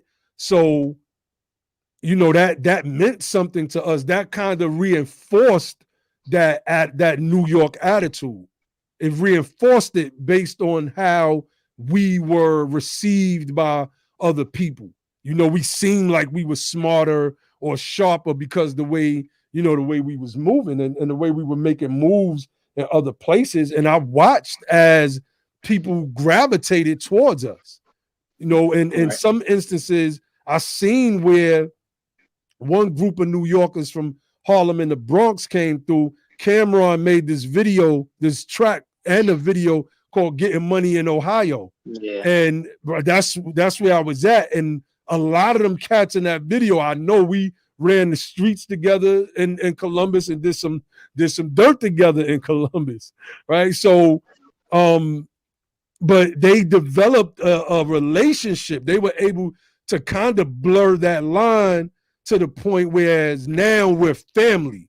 This is not just I'm from New York and you are from Columbus thing. And I spoke to this earlier in response to Cato's question about how do we eliminate that elitism attitude from people of the North. It's just proximity. You put people in the same place, the same time, because you take somebody out of New York and put them in the woods with somebody that been in the South all their lives, and the dude from New York is going to be like a fish out of water. He ain't going to know how to navigate no woods at all. Yeah, he going to be following the whole time. You see? Yeah. So I want to. What's interesting? Mhm. I went to Virginia State, and at Virginia State is like people converge from all over the country. So I think that broke. I watched some people that was from New York. They still had their New York, swagger or whatever, their New York, whatever that was specific for their New Yorkness to them, right? But over time, people, I felt like, saw themselves as just brothers, more so than I'm from New York, you from DC, you from Virginia, you from somewhere in the country in South Carolina. You know what I mean? It wasn't like that. Over time, people grew to respect everybody's uniqueness. You know what I mean? And uniqueness of a, you know, so-called Black experience and background. So I think you're right. You need proximity. You need people to have something to where, like, I think part of it is also telling the story. Like, you know, when you talk about your children, um, do you like remind them that, and I ain't trying to make it personal on your children, brother, but do No, you no, it's remind them all good. that they have their roots in South Carolina? You know what I mean? Because I Oh feel like yeah, if you no, if they think we about that, then they yeah, won't. They'll we be like, you talk. know what, we from the South for real anyway. You know? Yeah, no, I'll talk to him about one day my son just came. He was like, Dad, I want to know about my family lineage. I was like, Dan, that no, he's not, he's so quiet and recluse. That's something that one of my daughters I thought would ask, but he was like, I want to know about my family roots and history. And I just sat him down. We went over ancestry.com. I showed him the Yeah, pictures. that's I fire. gave him a breakdown of the family going back as far as I can remember, told as many stories that I can remember from both sides of the family. I want to address something that Grim put in the inbox. All right. Shout out to our brother BTP Grim. He said, Florida always been a swing state. Moving from there would be a bad move. And we're going to wrap it up after this. This conversation kind of flow. We at the 2-hour mark already. He says, moving from Florida has been a bad state. Now, it's been on my mind since I read it in the chat.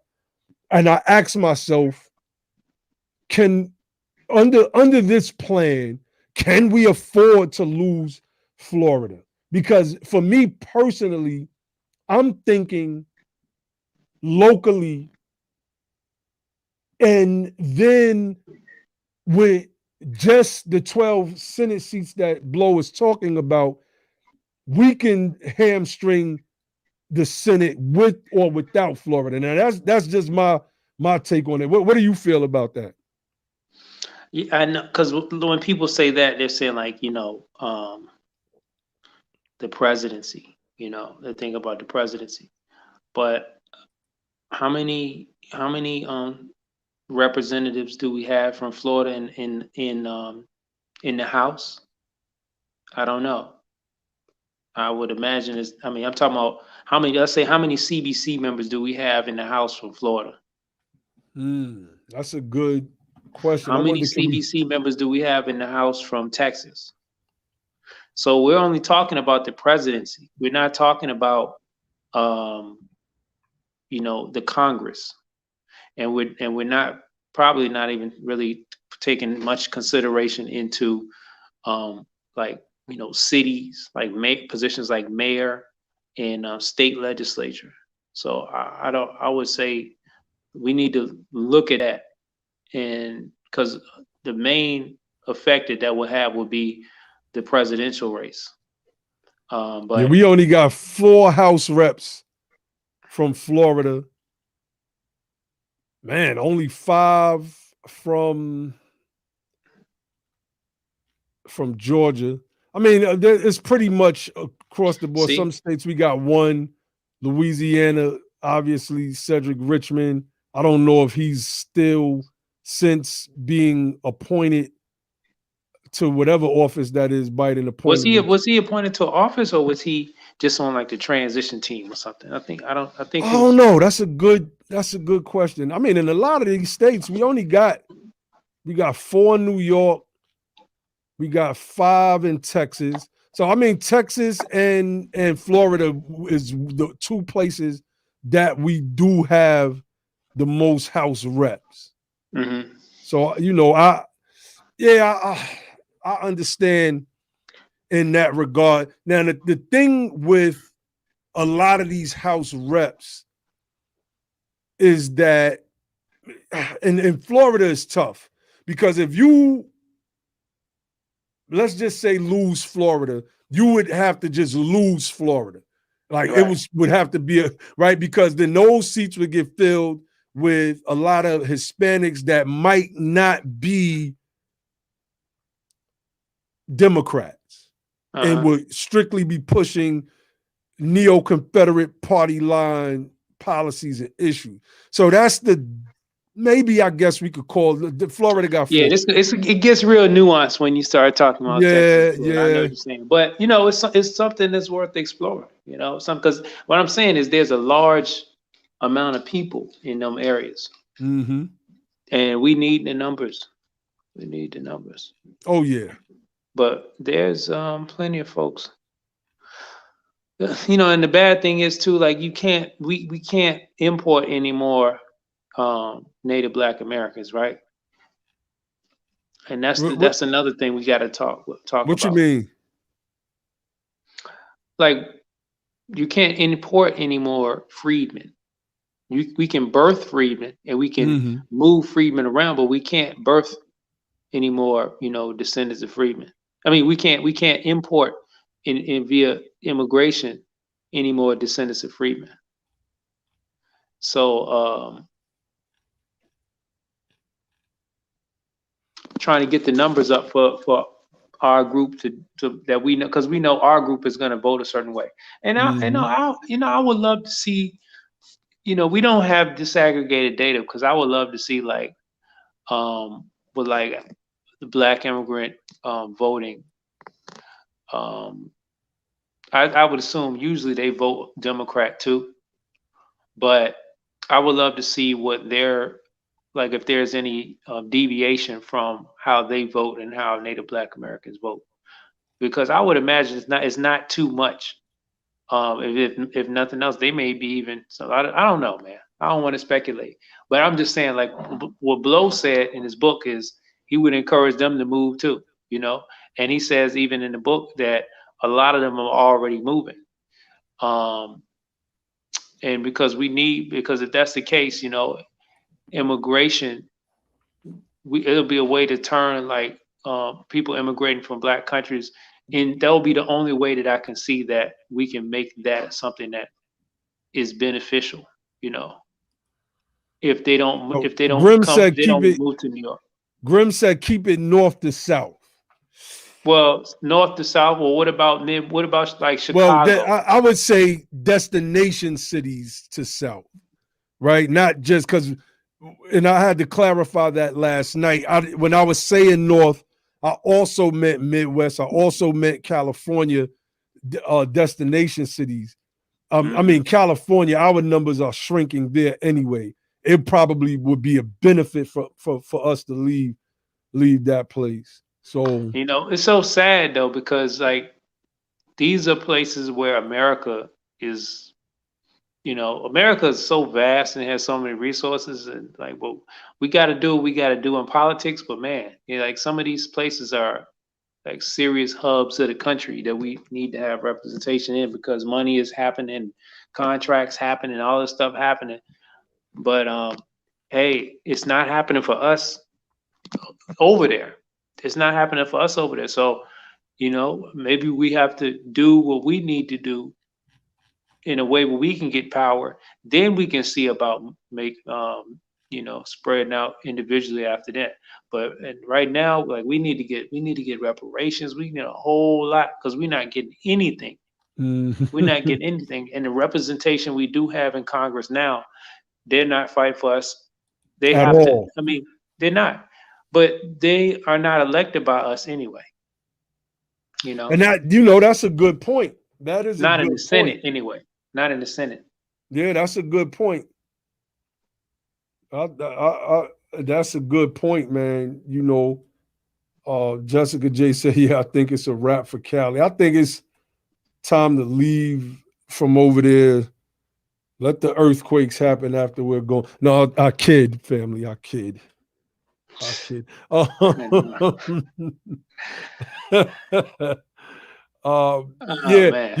Cato said this, right? He said we need to celebrate the many manifestations of our Native American Black culture.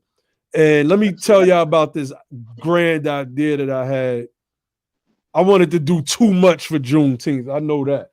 And I know that this stuff takes a year, but I was just so, I don't like that term, heaven bent on getting it done. But one of the things I talked about was like a parade, right? A real freedman parade. And it's our people in these floats, and we being represented by the South and the North in various different ways. What do they call it in Louisiana, in New Orleans? The second line steppers of New Orleans and Louisiana. The Bloods and the Crips, right? Crip walking. That may sound crazy to people, but that's still a part of our culture. Crip walking. The Shriners coming through on their float, doing the little dance that the shirt. You see how we mixing it all up? The Greek letter black fraternities and our HBCUs doing their HBCU thing. marching bands. That's right. The Chicago steppers, like they do the little step dance out there in Chicago. I don't know what they do in New York anymore, to be honest with you. New York is just going to literal hell, it seems like, for our people. But all of these, the go-go music of DC, imagine a procession of all of our cultures just moving through. And you know what I'm saying? Like, come on, man. We are the dopest people on planet Earth.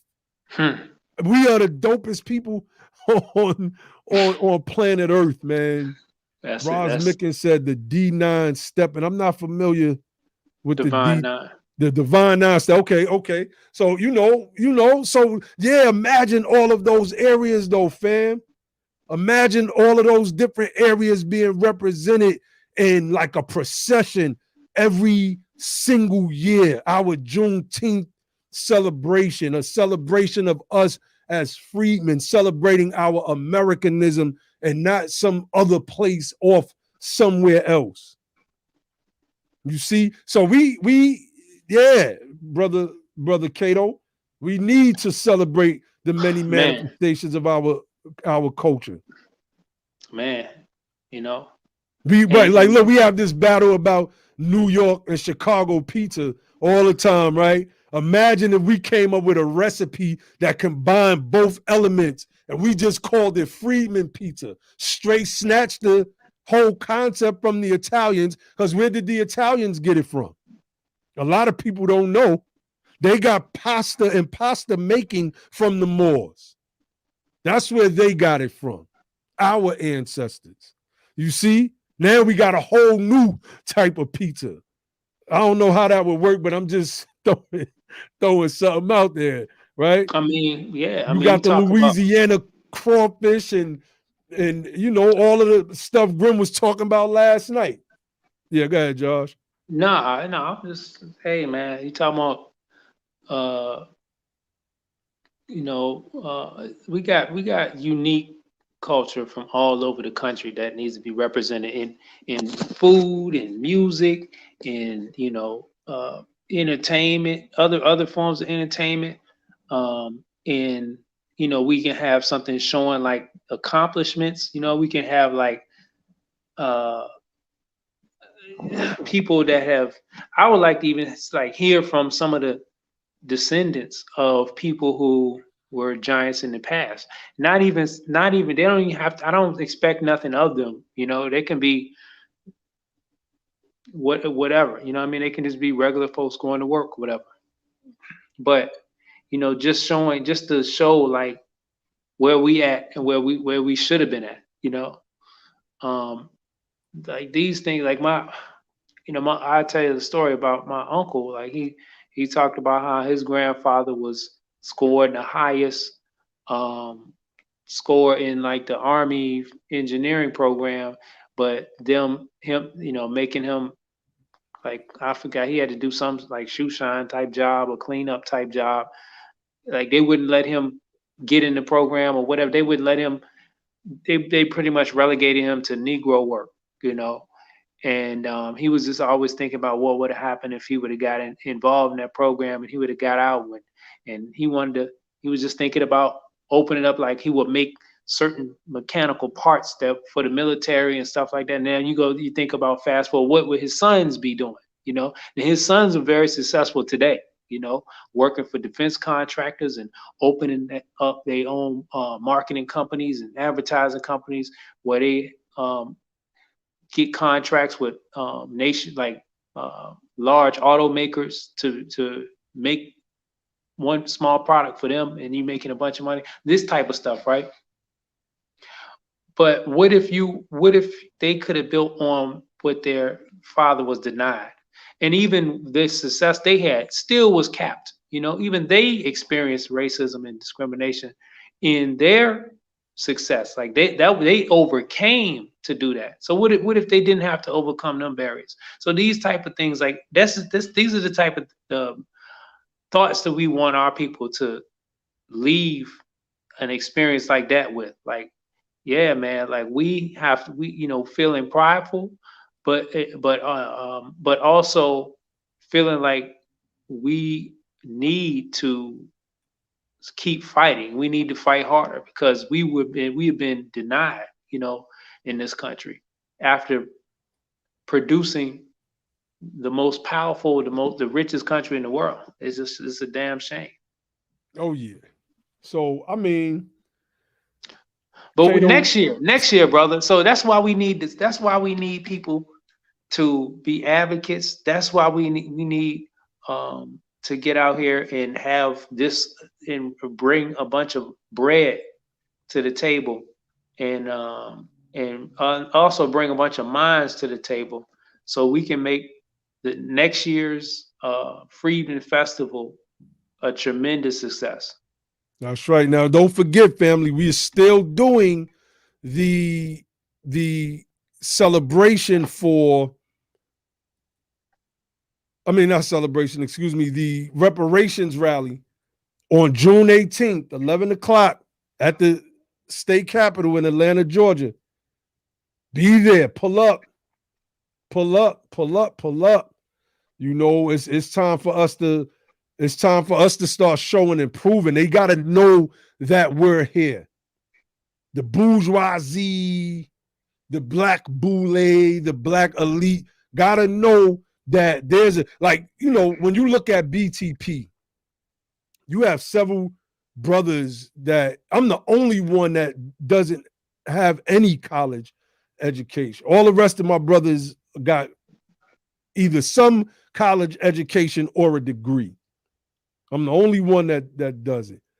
Several of us come from the street. Some of us don't come from the street. We are a perfect combination of freedmen. We are a perfect combination of freedmen with the same ideas, the same goals, the same mission. And we go through our little debates sometimes. We go through them sometimes, man. We be on the phone. Some days we be getting it in. Some days we get it in. It don't never get heated or loud. Sometimes you can hear a little slight elevation every now and again, but it's never crazy. But we come from the school of thought that we're not going to agree to disagree. Only a fool would agree to disagree. Only a wise man would agree to agree, period. There ain't no such thing as agreeing to disagree with a wise person, because if one thing is right and one thing is wrong, the wise person is going to seek out every means to either establish his position or see if the position of the other person is right and his or her superior position is the weaker position. And if you have the weaker position, or if you're just wrong, you're just wrong. You just concede and be like, you know what, you're right, brother. That's it. Yeah. And that takes honor too. Like you have to have some type of honor. Right. And I think we all have that honor and respect for that, not being right but getting it right, and not having the ego to be like, you are not going to tell me I'm wrong. You know what I mean? Either I'm wrong or I'm right. It's not about whether my feelings is in the way. That's right. Brother Cato, my family, at least on my mother's side, I don't know about on my father's side, but my family is also Gullah Geechee. One of my aunt died, rest in peace. She was like one of the last descendants of that era that still spoke in that Gullah Geechee tongue, living in New York City. So if anybody knows how the people that use the Gullah dialect and the Geechee dialect speak, imagine living in New York City speaking like that. We used to be like, yo, I don't know what Aunt Dot be saying, man. What do she be saying? But after a while, I figured it out. Being around somebody for so long, it was like, all right, okay, I got it. I understand what she said. Then my cousin Sean, he used to be like, now I got it. I know everything she be saying now. I be like, all right, cool. So I come from that Geechee stock. My family are Geechee. I still got people in the family that speak that way as well. So yeah, we're gonna start wrapping this thing up. I'm loving the energy. I'm loving what people are putting in the chat because these are the battles that we have. Brother Cato said North Carolina barbecue versus South Carolina. I don't know nothing about that. The only food battles that I ever really have is with Chicago people over pizza. And that was well before I even built with knew Brother Logic. There was always that battle about Chicago and New York pizza. I didn't know Clarence Thomas was a Gullah Geechee. Jeez. They must have performed some type of lobotomy on that guy and replaced his mental state with a whole bunch of neo-Confederate type of ideas, right? So look, family, this was another good and powerful discussion. This was part 2 of the discussion that we had last night about the book club, The Devil You Know by Charles M. Blow. If you haven't read this book, read this book, family. This was powerful. I don't endorse too many works. I'm a very staunch critic of a lot of information and really had no critiques of this. Maybe, he needs more education on reparations, which is why I was hoping he watched the live stream last night where we referenced Dr. Sandy Darity and A. Kirsten Mullins' book From Here to Equality, Reparations for Black Americans in the 21st Century several times. And that's like our book of the year. That's like that's a fact. We want to talk about book of the month with that book, but we reference it. We've been referencing that book for over a year. So that's a fact. Or at least a year. Fact. At least a year. You're right. So and we're going to continue to reference it until Dr. Darity tell us to stop. Definitely. So, let me see. That is a part of the unforgiving aspect of anti-blackness, a part of it. It robbed us of so much. That's right. That's right. But we have an opportunity right now, family, unlike our ancestors had, unlike Dr. King had, and all the great works that he did. Y'all heard me last night speak about that old Hegelian dialectic. What you're witnessing on Be the Power is, in many aspects, a culmination of that. We got brothers from the South and brothers from the North. So that this book was just right on time. I mean, our private conversations, sometimes our private conversations be way deeper than when we get on here. We never. If we would have had the bread, we would have started Clubhouse a long time ago, because that's essentially what we wanted to do anyway. We that's just wanted our conversation to be aired. You're right. You're right. You're absolutely right. We would have started Clubhouse, right? So we are the culmination of this grand idea that Blow is speaking about right here on Be the Power. Brothers that come from the North and from the South that have also walked through various schools of thought. Islam, some of my brothers got background in the church. I think all of my brothers, I'm the only one that has no background in the church at all. Zero. I was born a 5%er in New York, studied the teachings of the Nation of Islam, studied the teachings of Malachi Z. York. I studied a whole bunch of stuff that a lot of people were not studying in the South. I mentioned last night, Dr. York moving from New York to the South may have been the first real amalgamation of bringing Black Northerners and Southerners together to create a family type structure. In spite of, for those that know, in spite of, right? For those that know, word family lightly, right? Yeah, right. So, but either way, if you can go, what Father-in-law, the founder of the 5% Nation, says you take the best part and leave the rest. We have models now. Success leaves clues. There are ways that we could draft up and formulate a plan of action to get our people back down south. I believe that it can start with the establishment of the Bureau of Freedmen Affairs.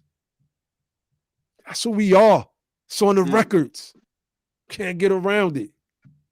You cannot get around that one right there.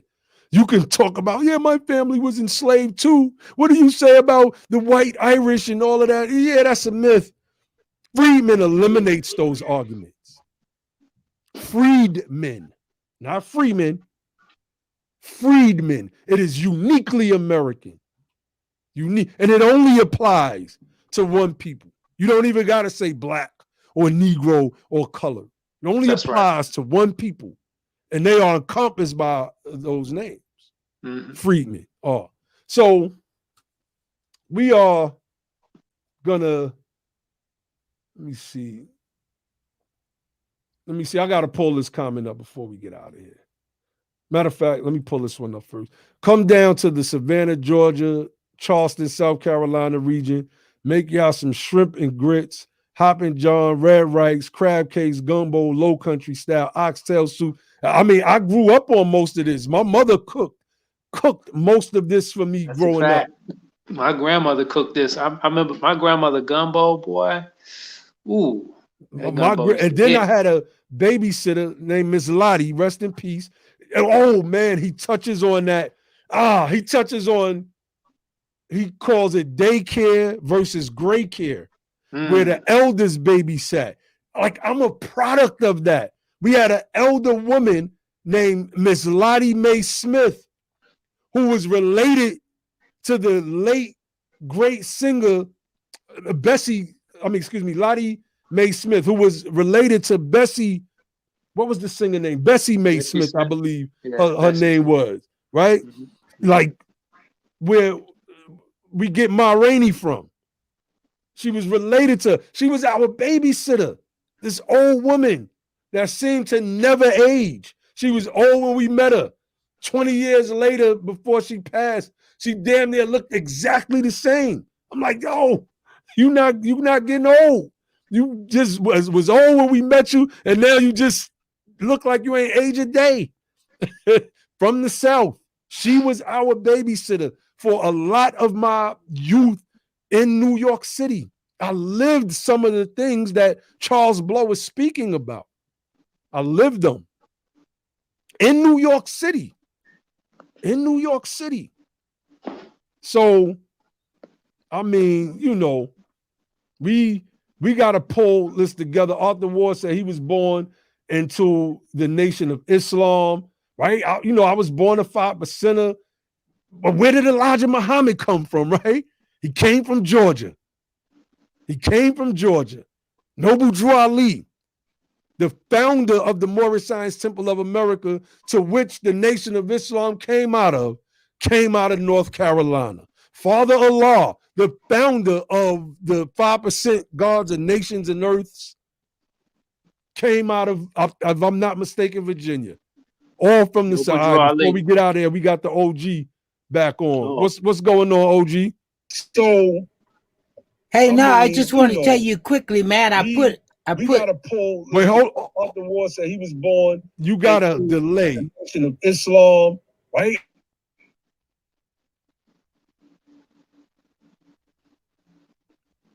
You just gotta hit mute on the YouTube video.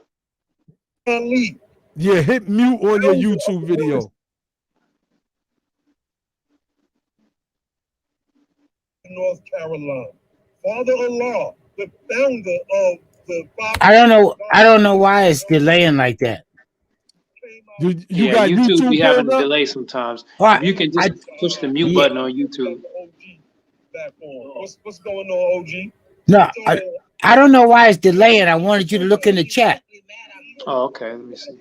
Wait, hold on. He was born. You got a delay. 19 black families. Yeah. Oh yeah, I remember seeing that. Oh I yeah. remember seeing that. Oh yeah. Where was that? Was that in the same place Georgia. where the dude got that school at? Was that in Albany? I'm not sure if that was Albany. Oh, Let me see. I could click on the link though.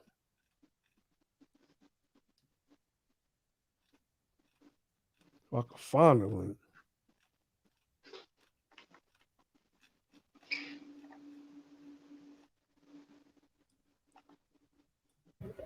Yeah. Did you hear me now? Yeah, Yeah, I yeah, can hear yeah. you. Yeah. All I was trying to tell you is those 19 families got together and did that 90 acres.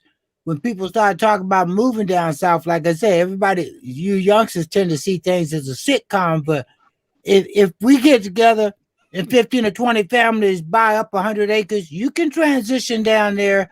And like these families are doing, where you control things into strategic spots.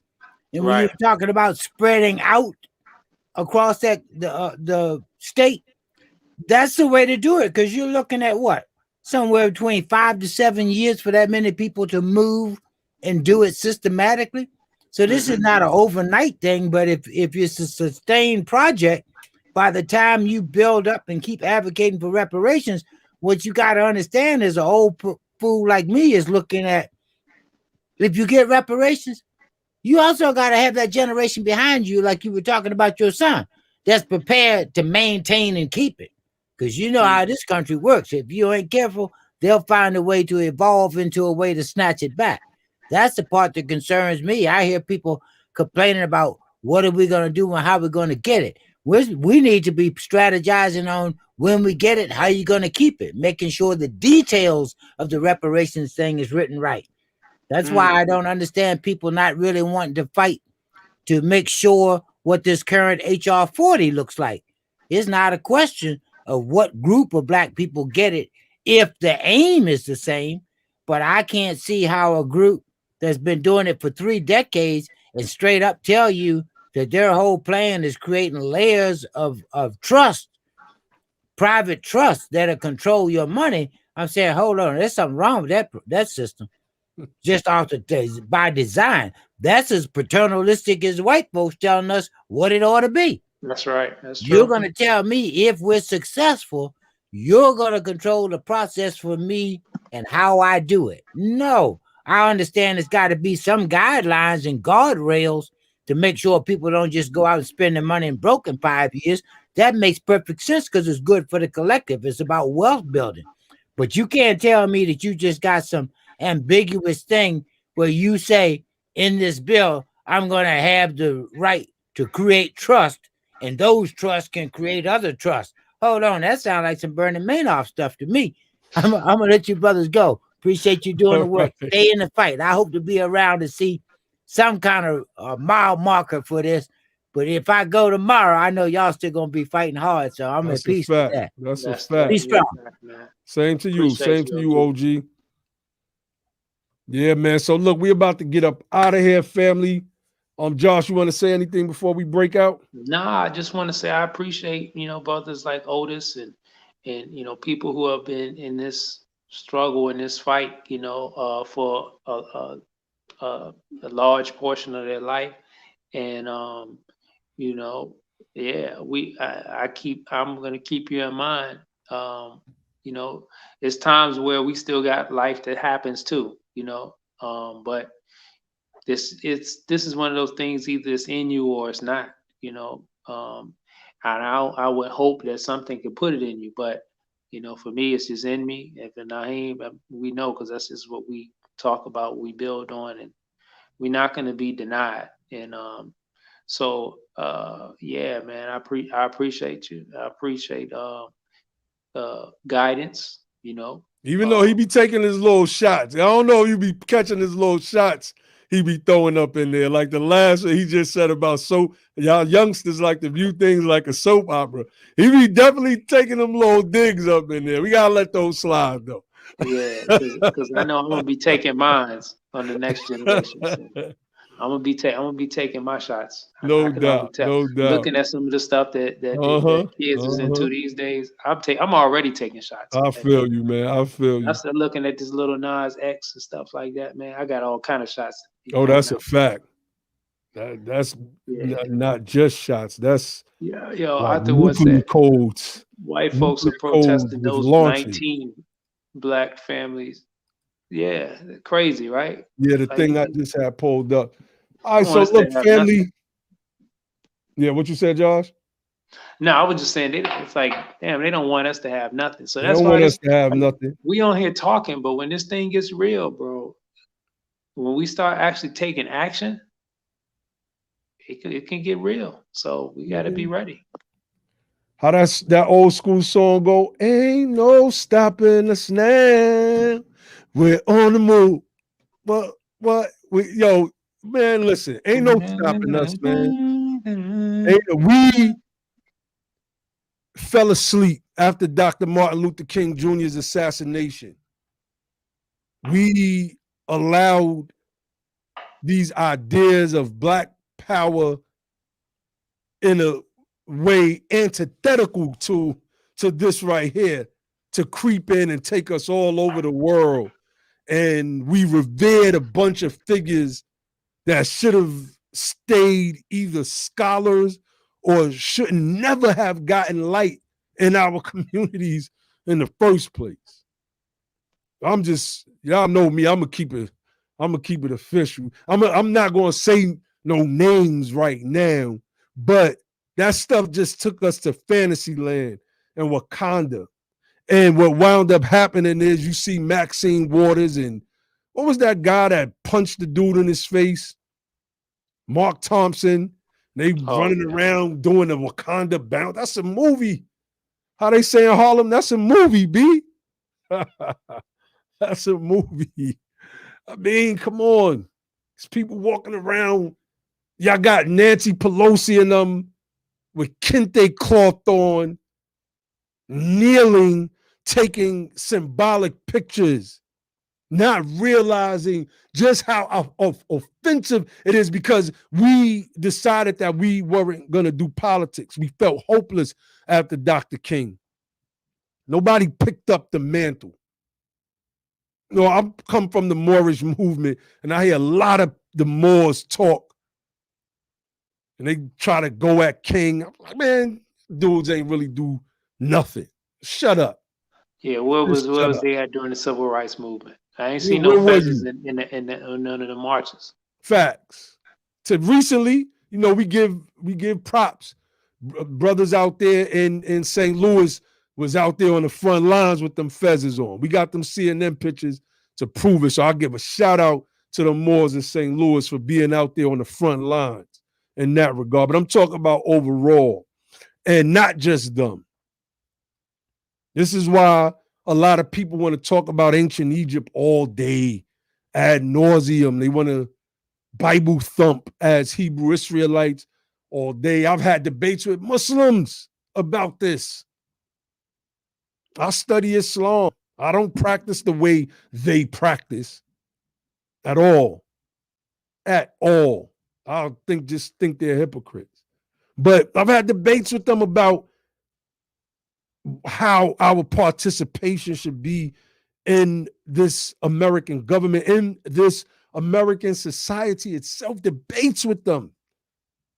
Losing debates on their side, of course, because they can't provide no examples, no data, no research, no history that supports their claims. And yet these people were allowed to be our thought leaders, man.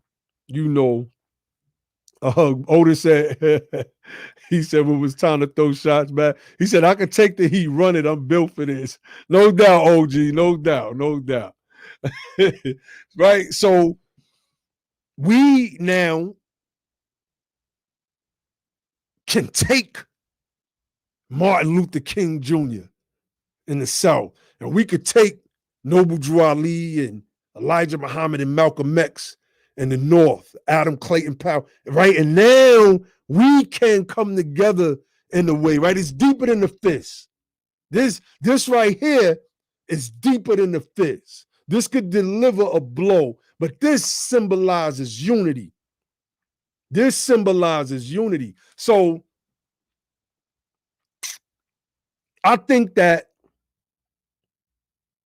it's prime time for us, and I've said this before, and I'm going to always repeat it, to get more involved in our local politics and local activism, et cetera, until we are at the point where we're ready to run for office. We've learned enough. If idiots like Jim Jordan and Matt Gaetz and some of them Republicans can be reps, they don't even have the knowledge that we have politically, but they know how to play the game. They know how to play the game. But insofar as the knowledge, we got this stuff down pat. We got this stuff down pat, man. And the rest we'll learn on the job because we quick learners. One source y'all see me read from on this platform showed that when we were freed from slavery, that we made progress in 1 year that would have took 100. Because that's who we are. We super people, the dopest people on this planet Earth. I dare somebody to name another people on this planet doper than the descendants of freedmen. I dare somebody to even try. I dare you. And I will run down accomplishment after accomplishment and then show you how it was all snatched from us and we still stood on top of the mountain. And we need that Kanye joint. Is it Kanye or who was it? T.I. One of them. No one in the corner ass swinging like us. Nobody. Yeah, I think that's us. on that joint. Yeah. That's Jay and Kanye, if I'm not mistaken. Jay, Kanye, Lil Wayne, T.I. You know? Yeah. I think Jay is on that joint too. Yeah, he is. Nobody on the earth got a swagger like us, fam. We different. Point blank, period. So let me end with the platform's motto, which is don't just fight the power, become the power. And then and only then will you have the power to make a change. And with that, I say peace.